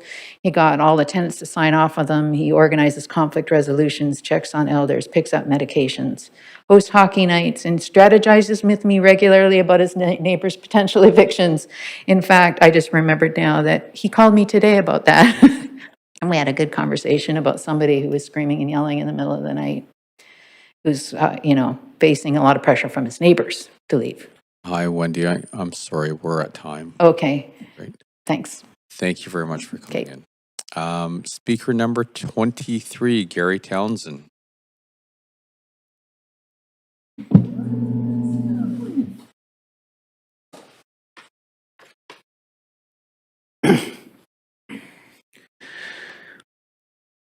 Hello, City Council. This is my second time here. When I went to the legislature in Victoria not too long ago, when we were witnessing the reading of the vacancy control bill, my alarm went off at 4:20. The one alarm I forgot to turn off. Maybe that's what helped get the law passed. On a more serious note, I think at least 50% of new builds should be social housing. A lot of buildings are too expensive. That needs to change immediately because very few can afford these highway robbery prices. There are a lot of high-priced empty condos. It's a waste if someone isn't living in the unit. Same if you build a lot of high-cost rentals. If people can't afford to live there, what's the point? And now with this proposal, you're saying that you want to allow private landlords to remove 50% of SRO rooms when they renovate? This would mean they'd be creating new rooms and wouldn't even have vacancy control. That totally undoes everything we've been fighting for. We need more vacancy control, not less. We need to open up some of those empty units. I hear there are some pretty nice condos just sitting empty. I wouldn't mind having one of those myself, especially one with a hot tub. We are in a housing crisis, and a lot of greedy slumlords are trying to financially exploit tenants, even though there's laws that were passed to stop that. They are trying to find loopholes or people who won't stand up for themselves. The greed is a real problem among people in charge. They need to change. The alternative is community, tenants like me doing work to keep our homes safe. The work I have done now as a fire warden and in the past on extreme heat response initiatives has allowed me to interact with people, and I now know the majority of people in my building. As a fire warden, the thing I look forward to the most is when I see the cats on the top floors and I get to pat them. It's something that really makes my day. And what you guys will do for us now, what your decisions you will make, we remember when it's time to vote next year during the municipal election. And be honest, I've been hearing a lot of bad things about the ABC party. You guys took an oath, and from what I've been hearing, you guys have betrayed that oath. If you don't want to lose your jobs, you need to smarten up and do what's right instead of what's wrong.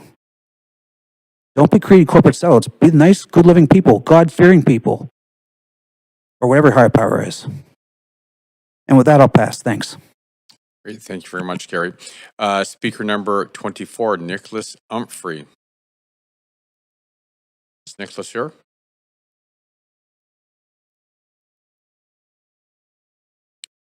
Not in the chamber. Speaker number 25, Brian O'Donnell.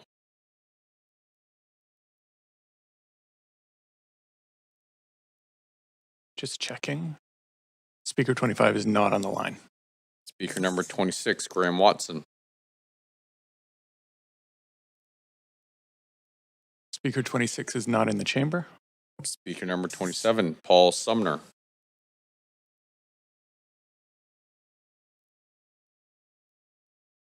Speaker 27 is not in the chamber. Speaker number 28, Kim Knighton.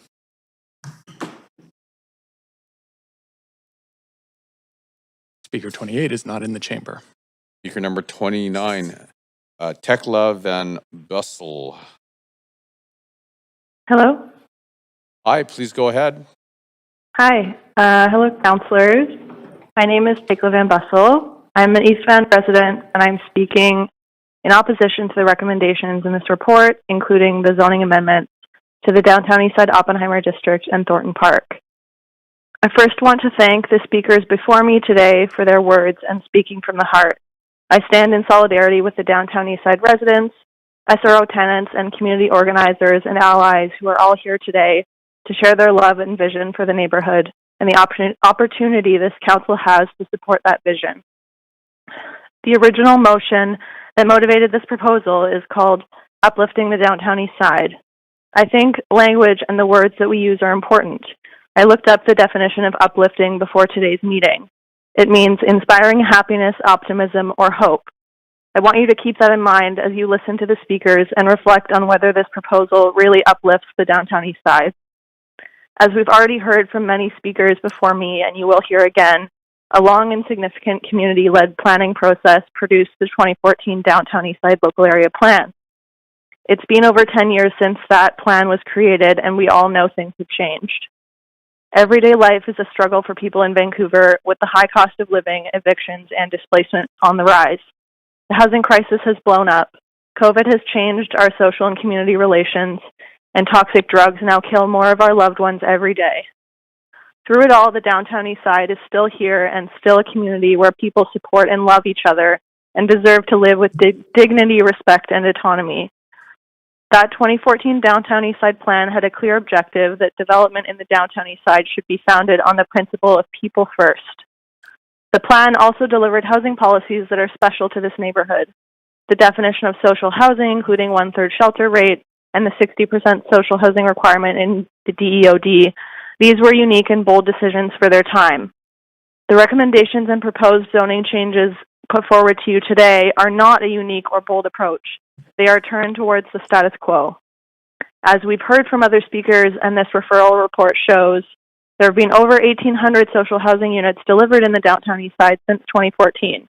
This is above and beyond the original target.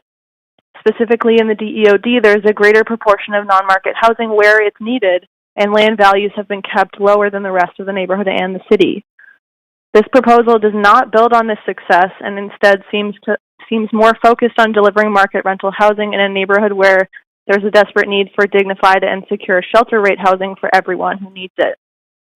At the end of the day, zoning measures like this rely on the hypothetical goodwill of developers to come to the table. The assumption seems to be that by relaxing the shelter rate and social housing requirements, more developers will want to build in the downtown East Side to meet the neighborhood market housing targets.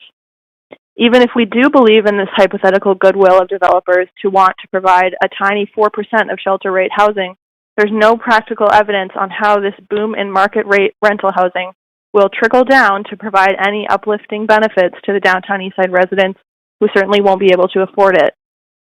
This proposal also has no material commitments to supporting people who are currently homeless and will make more people homeless through evictions and SRO replacements without housing options available. Overall, I share the feelings expressed by the speakers before me. This proposal will create further division, displacement, and harm in the downtown East Side and erase the people and the heart of this neighborhood. I urge you to listen to the people who live and work in the neighborhood, who have the knowledge and ideas about what really is needed. Instead of pushing through this major zoning change that nobody asked for, why not put people first and engage in another community-led planning process for the future of the downtown East Side? That's all I have to say, and thank you for your time. Great, thank you very much. Speaker number 30, Matthew Hay.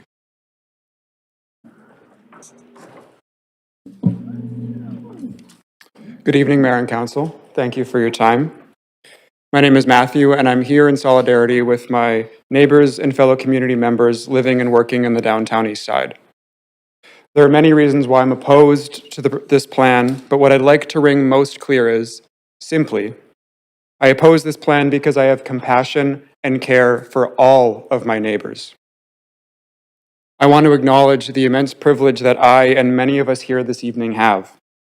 When we finish for the day, when hardworking city staff and mayor and council adjourn for the evening, we'll all get in our cars and travel or take public transit and travel back to our homes, where we'll have instant access to hot water for a nice warm shower during these cold, wintry months.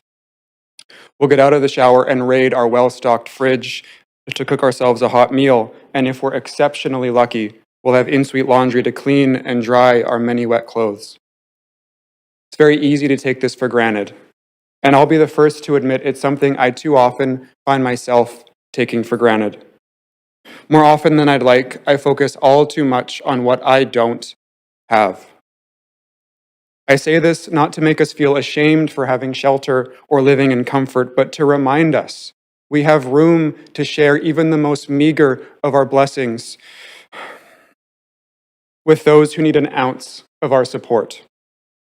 That access to safe and dignified shelter is in fact a human right, not a far-fetched request, and something we should work to make available to all at least as urgently as our preparations for the World Cup. To those with the power to vote on my behalf, I ask you to reflect upon when the last time you walked through the downtown east side was. What did you do? What sort of people did you see or did you talk to? How did you feel? Do you claim to know what's best for the residents living in the DEOD, or do you lean on the advice of experts, support workers, and nonprofits who dedicate their lives to addressing the needs of this area? Do you take time out of your day to listen to the residents, both housed and unhoused, and ask them what they think the downtown east side needs and how it can be improved? The proposed rezoning to allow fancy new mega towers means rapidly inflating land values so wealthy speculators make a quick buck. The decreases to the social housing requirements mean that new buildings will only have 4 of every 100 units affordable at shelter rate. We have 6,500 SRO units that need replacing and 3,500 residents with no fixed address. If we do the math, that means we need to build over 250,000 units of market housing to achieve our goals. Is the plan to bulldoze the entire downtown east side and annex North Burnaby to accomplish that? This plan doesn't help the people it claims to want to help. That's why residents of the downtown east side are coming here to attest to that. This isn't wise fiscal investment, which is why developers consulted by the city said they'd need public money to even make this venture profitable. Our taxes should not be used as profit for developers. And I too groan at how often we need to name Chip Wilson, but he's been quietly buying up land in the downtown east side for years. If mayor and council push forward this plan, you are directly choosing to grow his real estate portfolio by millions. Respectfully, I don't want my taxes going towards making one of the richest men in the city even richer. I'd rather you invest it in supporting communities in ways they actually need and want. I've lived in Vancouver for the past 3 years. Since I moved here, a deep affection and care for the city I now get to call home has taken root in me. I care about crime, I care about public safety, and I care about my neighbors. That's why I'm opposed to the rezoning of the DEOD and why I urge you to support the residents of this city, not billionaires and developers. And if you're going to simply claim we're misinformed, I ask you, whose job is it to inform us? Thank you. Great. Speaker number 1, Sylvia Massanon. Hi there. Yeah, close enough. Hi, everyone. My name is Sylvia Massino. I am a resident of East Vancouver, and I've worked as a social worker in the downtown east side with individuals who are unhoused. And I am very concerned that the proposed changes will result in rapid gentrification of the downtown east side and harm our most vulnerable community members. I've reviewed the proposals and engagements that have been done so far, and from what I've observed, what's been presented on this evening, and based on the overwhelming responses of the speakers, there's been significant concerns in the feedback collected by the city itself, concerns brought up this evening about, of course, gentrification of the downtown east side, and about the apparent limits placed on the $500 shelter rates. From what I've observed, nothing in the proposal addresses the concerns about gentrification in the downtown east side. None of the responses to the questions posed so far this evening about concerns for gentrification actually address that issue. So I'm curious, how will we ensure that middle and higher income earners moving into these proposed units will be treating their existing downtown east side neighbors with the respect and compassion they deserve? It seems to me that those interested in these changes going through do actually want gentrification in the downtown east side and to, quote, clean up the downtown east side. And the last thing the downtown east side needs is gentrification or so-called cleaning up. What we need is safe and dignified housing for all. Given that there's not enough housing in Vancouver for those who are unhoused and living in SROs who require it, let alone enough emergency shelter spaces, this seems especially cruel in a climate where, on a daily basis, unhoused community members continue to be subjected to so-called street sweeps, being forced off the streets by police and city workers for simply sleeping or living outdoors. Regarding the current offered of proposed units at the $500 shelter rate, I'm underwhelmed by the proposed numbers in the current proposal. Providing more rental units at a $500 shelter rate are a must. They are a requirement for a large portion of our community members in the downtown east side, unhoused and housed alike. I imagine that council is aware that a person on income assistance or disability only gets $500 for their rent portion from the ministry, and I would hope that council is also aware that low-income pensioners get approximately $1,800 per month alone to live on with CPP, old age security, and the guaranteed income supplement combined. Regarding so just to add, I understand that the City of Vancouver is not responsible alone for the state of affairs. The harms of colonization, the lack of adequate basic universal income for all, disabled people, elders, and families, and so on, the toxic drug supply, over-policing of people who use drugs, the list continues. The lack of affordable housing is a systemic failure on all levels, federally, provincially, and at the municipality level. However, instead of working with the provincial and federal government to increase funding for shelter rate housing, this plan proposes significantly reducing the percentage of required shelter unit rates in rental buildings, which ultimately supports private developers and their profit margins. I implore the council not to allow Vancouver to contribute further to this problem and risk gentrifying the downtown east side. Don't place limits on the possibilities for the social housing in the downtown east side or across Vancouver for that matter. I'm not trying to be facetious when I say the need for affordable housing at shelter rates, which also includes supportive housing, is a matter of life and death. Housing is a basic human right. We need to put people's lives over profits. I ask, if you care at all about solving this housing crisis, please take my words and the words of others who've spoken to heart and reconsider moving ahead with gentrifying the downtown east side. At very least, please look to increasing the housing units at the deep shelter rates, not placing limits on it as outlined in the proposal. Thank you for taking the time to listen to me, and that's all that I have to say this evening. Thank you, Sylvia. The next speaker we have is number 32, Eris Nix. Hello. Hi, please go ahead. Hopefully I'm clear this time. Am I being clear? Yeah, we can hear you great. Fantastic. Honorable Council, Your Excellency. I live in the downtown east side in a co-op, and I'm speaking against this proposal.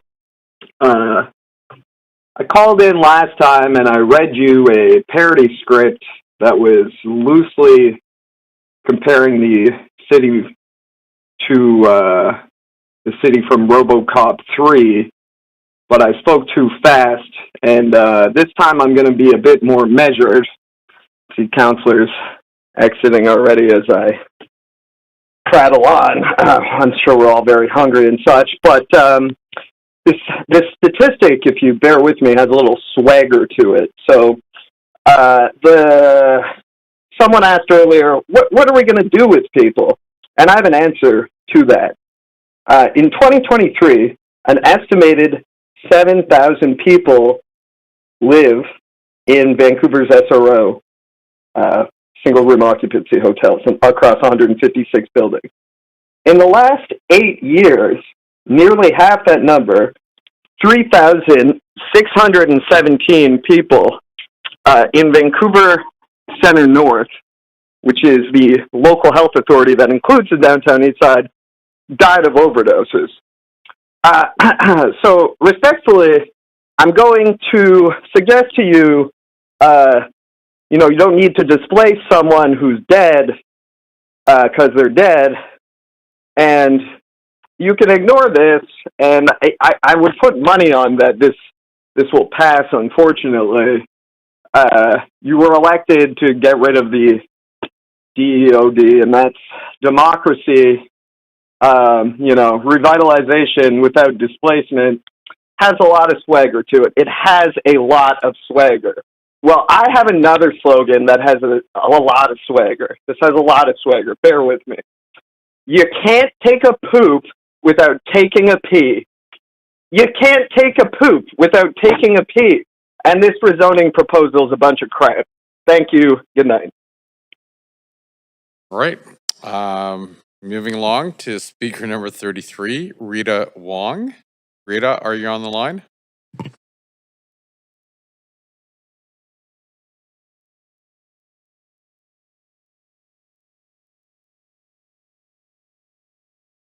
Hello, can you hear me? We can hear you great. Please go ahead. Oh, okay.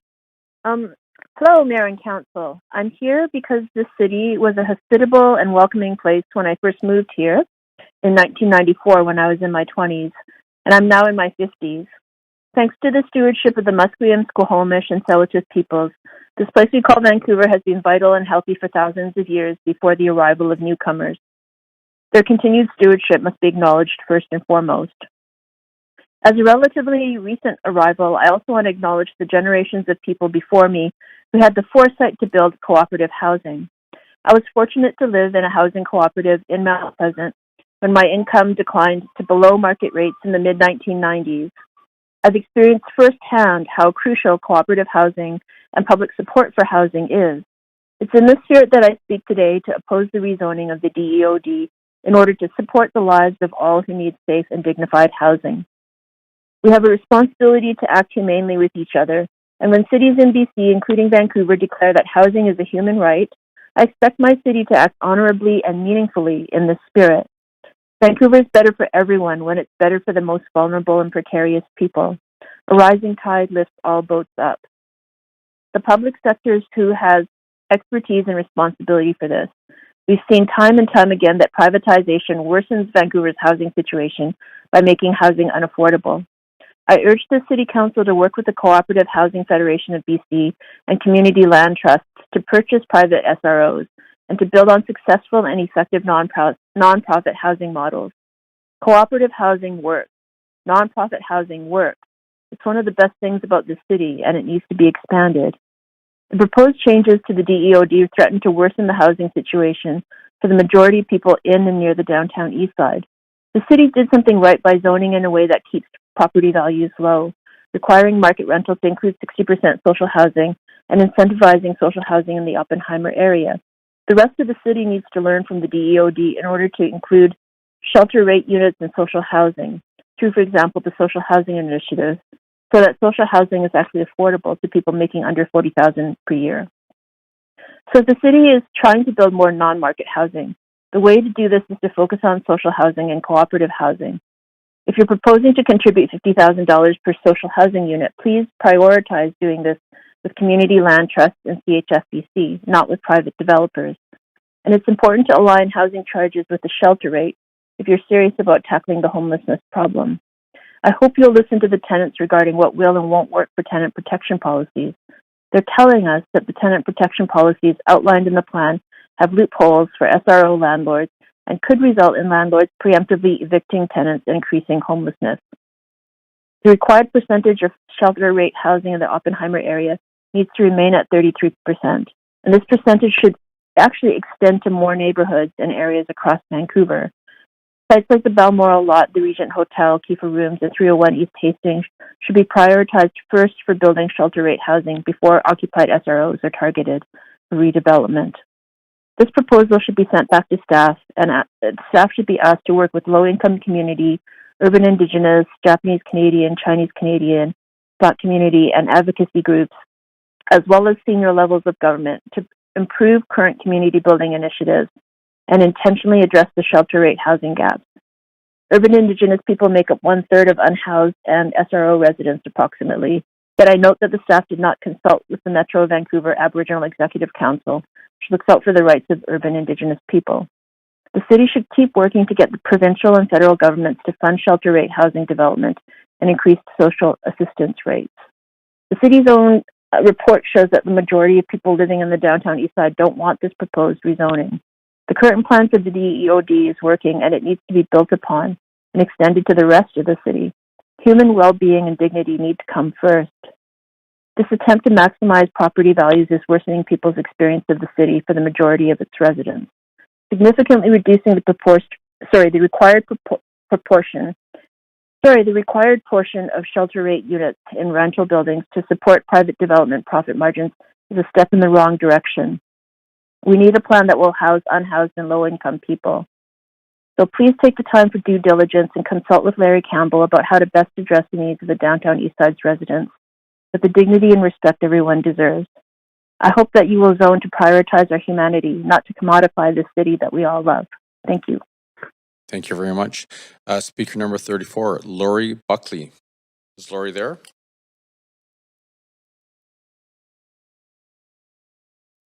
Speaker 34 is not on the line. Speaker number 35, Sarah Marsden.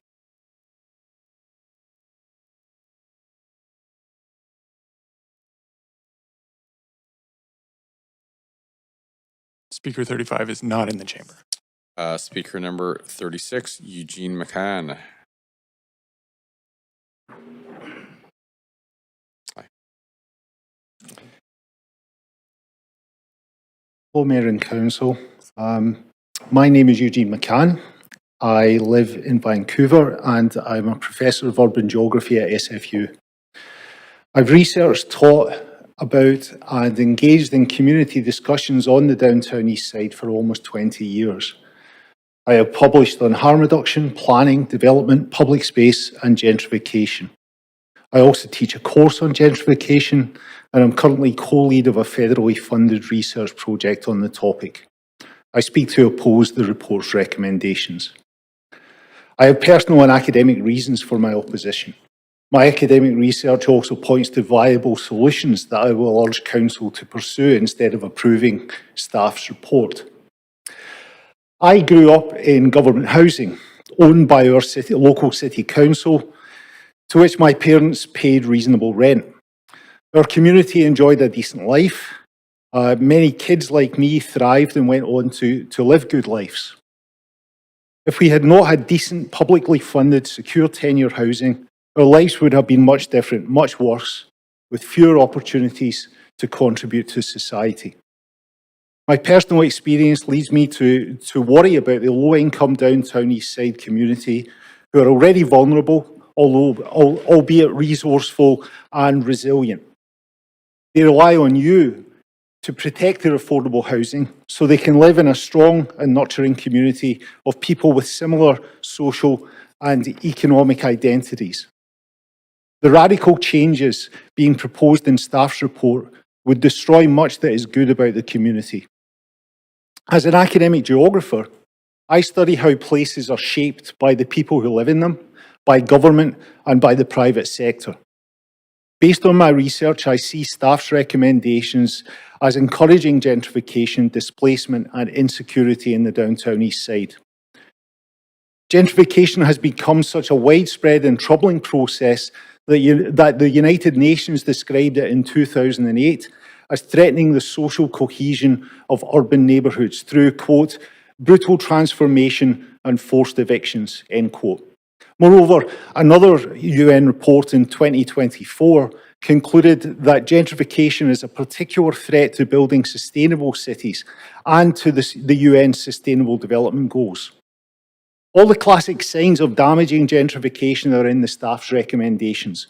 Among others, tenant protections will be reduced, as will requirements to build adequate amounts of deeply affordable housing.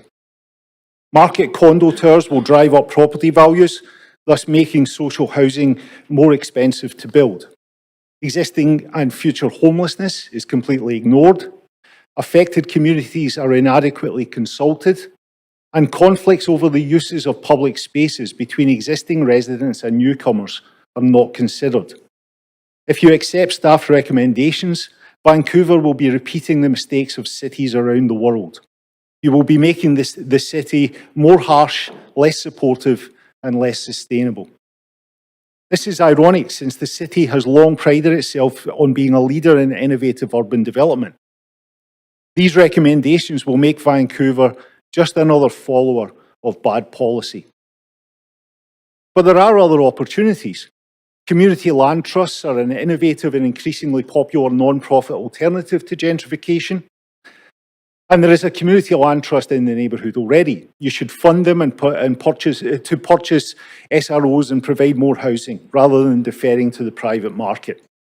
Before proceeding, you should lobby senior levels of government to help fund more social housing, including at shelter rate. And staff should consult community more fully and should perform a social impact assessment, as was done in 2014.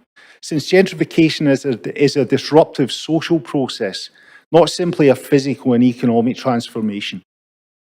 You can create a better city and maintain Vancouver's global leadership in urban development by returning this report to staff and directing them to report back on innovative opportunities as they were asked to do in the first place. Thanks. Thank you very much. Our next speaker, 37, Sakir Sulman.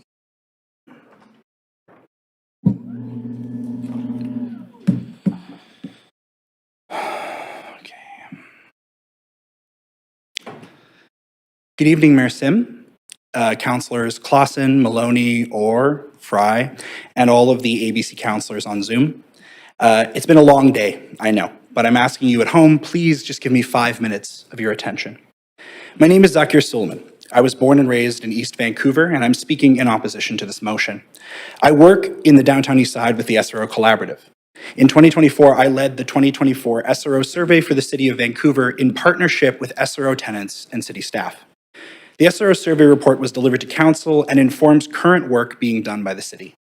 My team talked to over 1,000 SRO tenants knocking on doors in every SRO building in the city twice. We spoke with 15% of all SRO tenants in Vancouver and 10% of tenants from almost every SRO building. I personally interviewed 100 tenants for around 110 hours, and I'm proud to call some of them my friends today.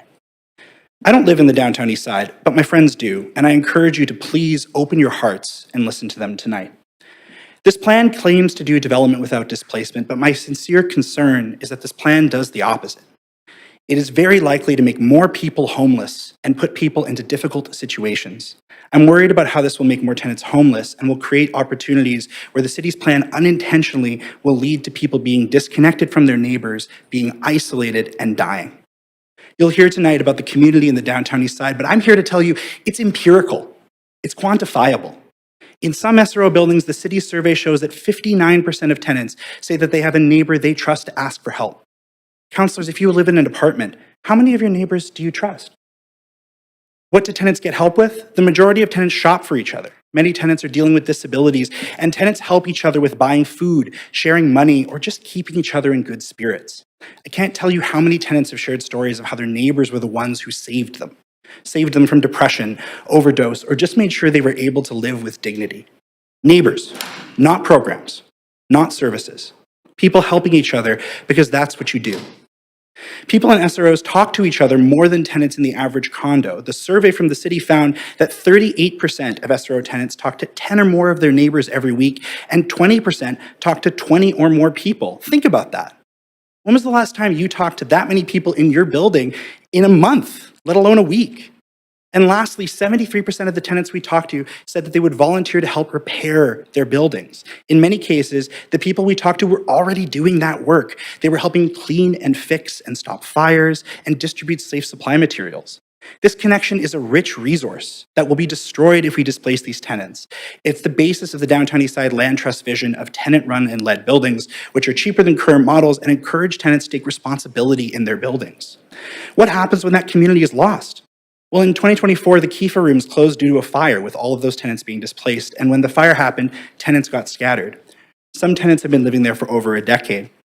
I have a friend who told me about a neighbor of his. He was a drug user and had been using safely with the knowledge of his community for years at the Kiefer rooms. Within a week after being displaced, he overdosed in a bathroom of a restaurant. In fact, almost 20% of the displaced tenants at the Kiefer rooms have died since the fire. These are preventable deaths. The problem with the plan before you is that it anticipates putting many of my friends and people in the neighborhood in this same dangerous position, disconnected from their communities, displaced to different parts of the city, and waiting for years until new housing is built.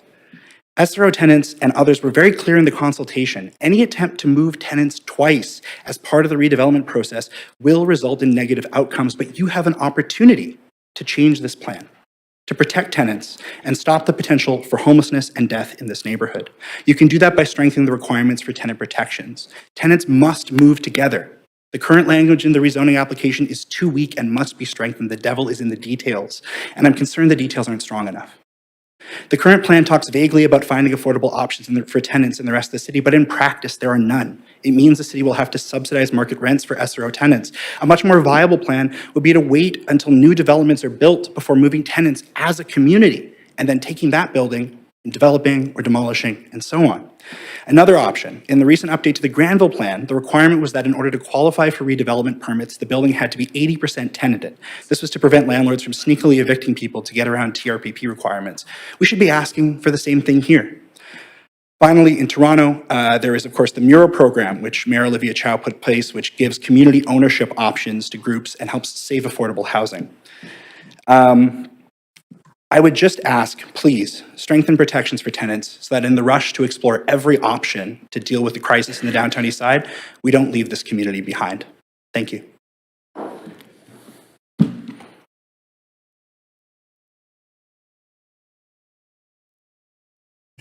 Thank you very much. Speaker number 38, Chantal Spicer. Chantal on the line. Just checking.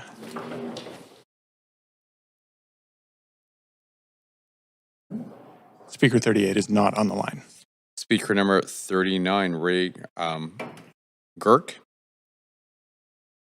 Hello. Hi, please go ahead. Hi, yeah, my name is Ray Gerke. I'm a resident of Vancouver, and I'm speaking in opposition to these proposals. If we've learned anything over the last 30 years, it's that the market is simply incapable of providing affordable housing, let alone shelter rate housing. And as staff told us in their presentation, the private developers are not interested in building shelter rate housing. Only public ownership of housing can provide the kind of housing that we need, and indeed it's the only thing that ever has provided affordable housing.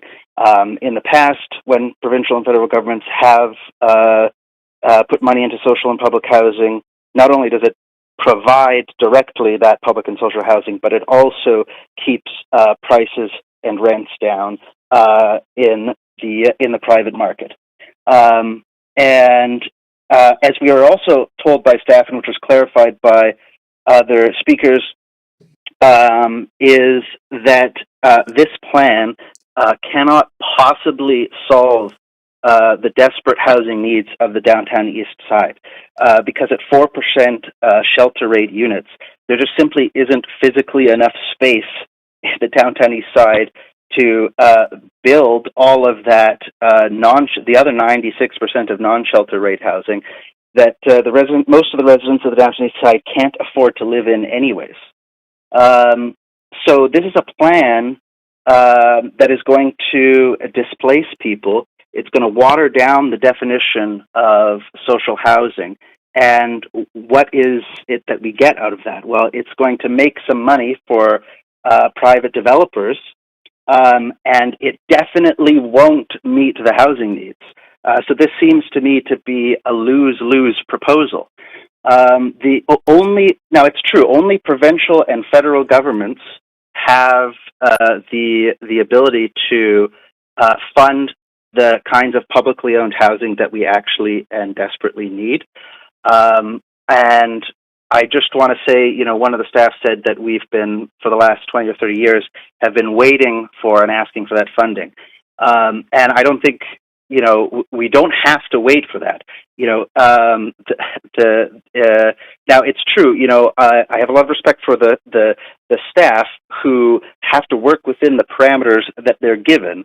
And it's not their job to do this, but it is the job of council to provide political leadership and to not just ask quietly, but to demand provincial and federal governments, put together the plan that will build enough public housing that will end homelessness and provide good housing for everyone in this city, and shove it into the hands of the provincial federal governments and demand that they fund it.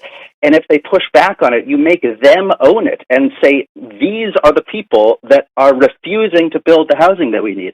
And there's more than enough money available in our society. The post-COVID, we've had record corporate profits, and wealth inequality in this country is higher than it ever has been. So we need to tax the rich, and we need to build public housing to end homelessness and build good publicly owned housing for everybody. And I'll just finish by saying that if the mayor doesn't want public engagement hearings to be a waste of time, then maybe he should consider making good proposals rather than bad ones. Thank you.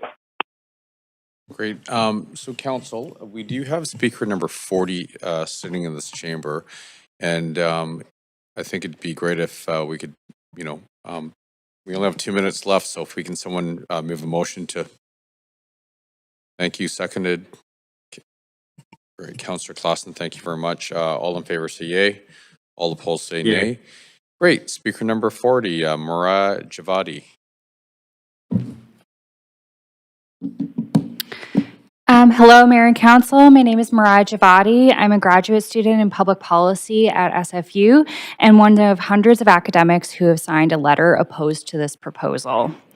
It's been mentioned repeatedly that the city consulted with different groups on multiple occasions, but what hasn't been mentioned is what the result of these consultations were. A consultation is supposed to be a dialogue, not just the city going to a group of people and saying, we're doing this to your home, take it or leave it. I went to one of these consultations at the Carnegie Community Center, which was packed to the gills, by the way, standing room only, and the reception was overwhelmingly negative. And that spurred things like, as we've heard about, the blob play that was so well received and many other community events centered around their opposition to this proposal. Not requiring one-to-one replacement of SROs is effectively carving away at the supply of vacancy-controlled units, conveniently for SRO landlords and developers right after Vancouverites fought for and won vacancy control for some of our most vulnerable residents. So it's also been mentioned that there are over 10,000 people in need of shelter rate housing, but that number will only grow with the ongoing affordability crisis and cuts to social services at every level of government, including this one.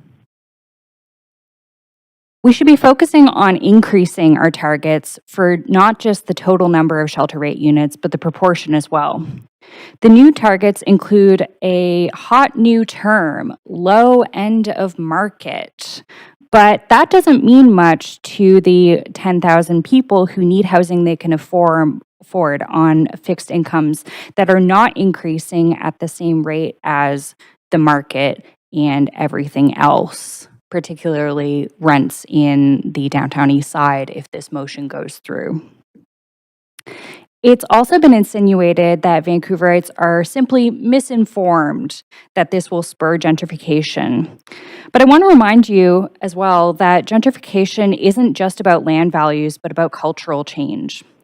We've heard community members speak lovingly about a community of care and solidarity, but we know that it can also be a steep learning curve for newcomers. As was mentioned previously, these mixed income buildings invite people who aren't used to living in this kind of community, and it can be a bit of a shock when they're not prepared for it, right? These are the type of people that might be more quick to call the cops, whereas like long-term community members might be more willing to have a conversation with the person, might know who they can call on, who's close to this person to resolve a situation instead of immediately going to the cops. This kind of cultural change can actually be deadly, right? And it ends up expending more money on services such as the cops. Just inviting a flood of market rent payers into this community invites a kind of cultural change on a mass scale that the community and the city, frankly, is not prepared for. I would love to hear from the city what their plans are to approach this issue. Is there a plan? Has this been considered at all? I hope so. And with that, I will leave it. Thank you. Great, thank you very much. Okay, this meeting is being recessed until Thursday, December 11th, 2025 at 3 p.m.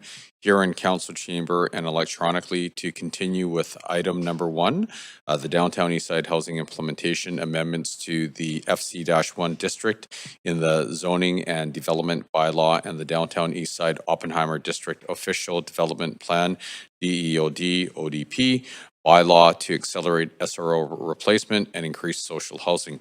I will remind council that it is very important you do not engage in any discussion or correspondence in regard to the remaining application. Thank you.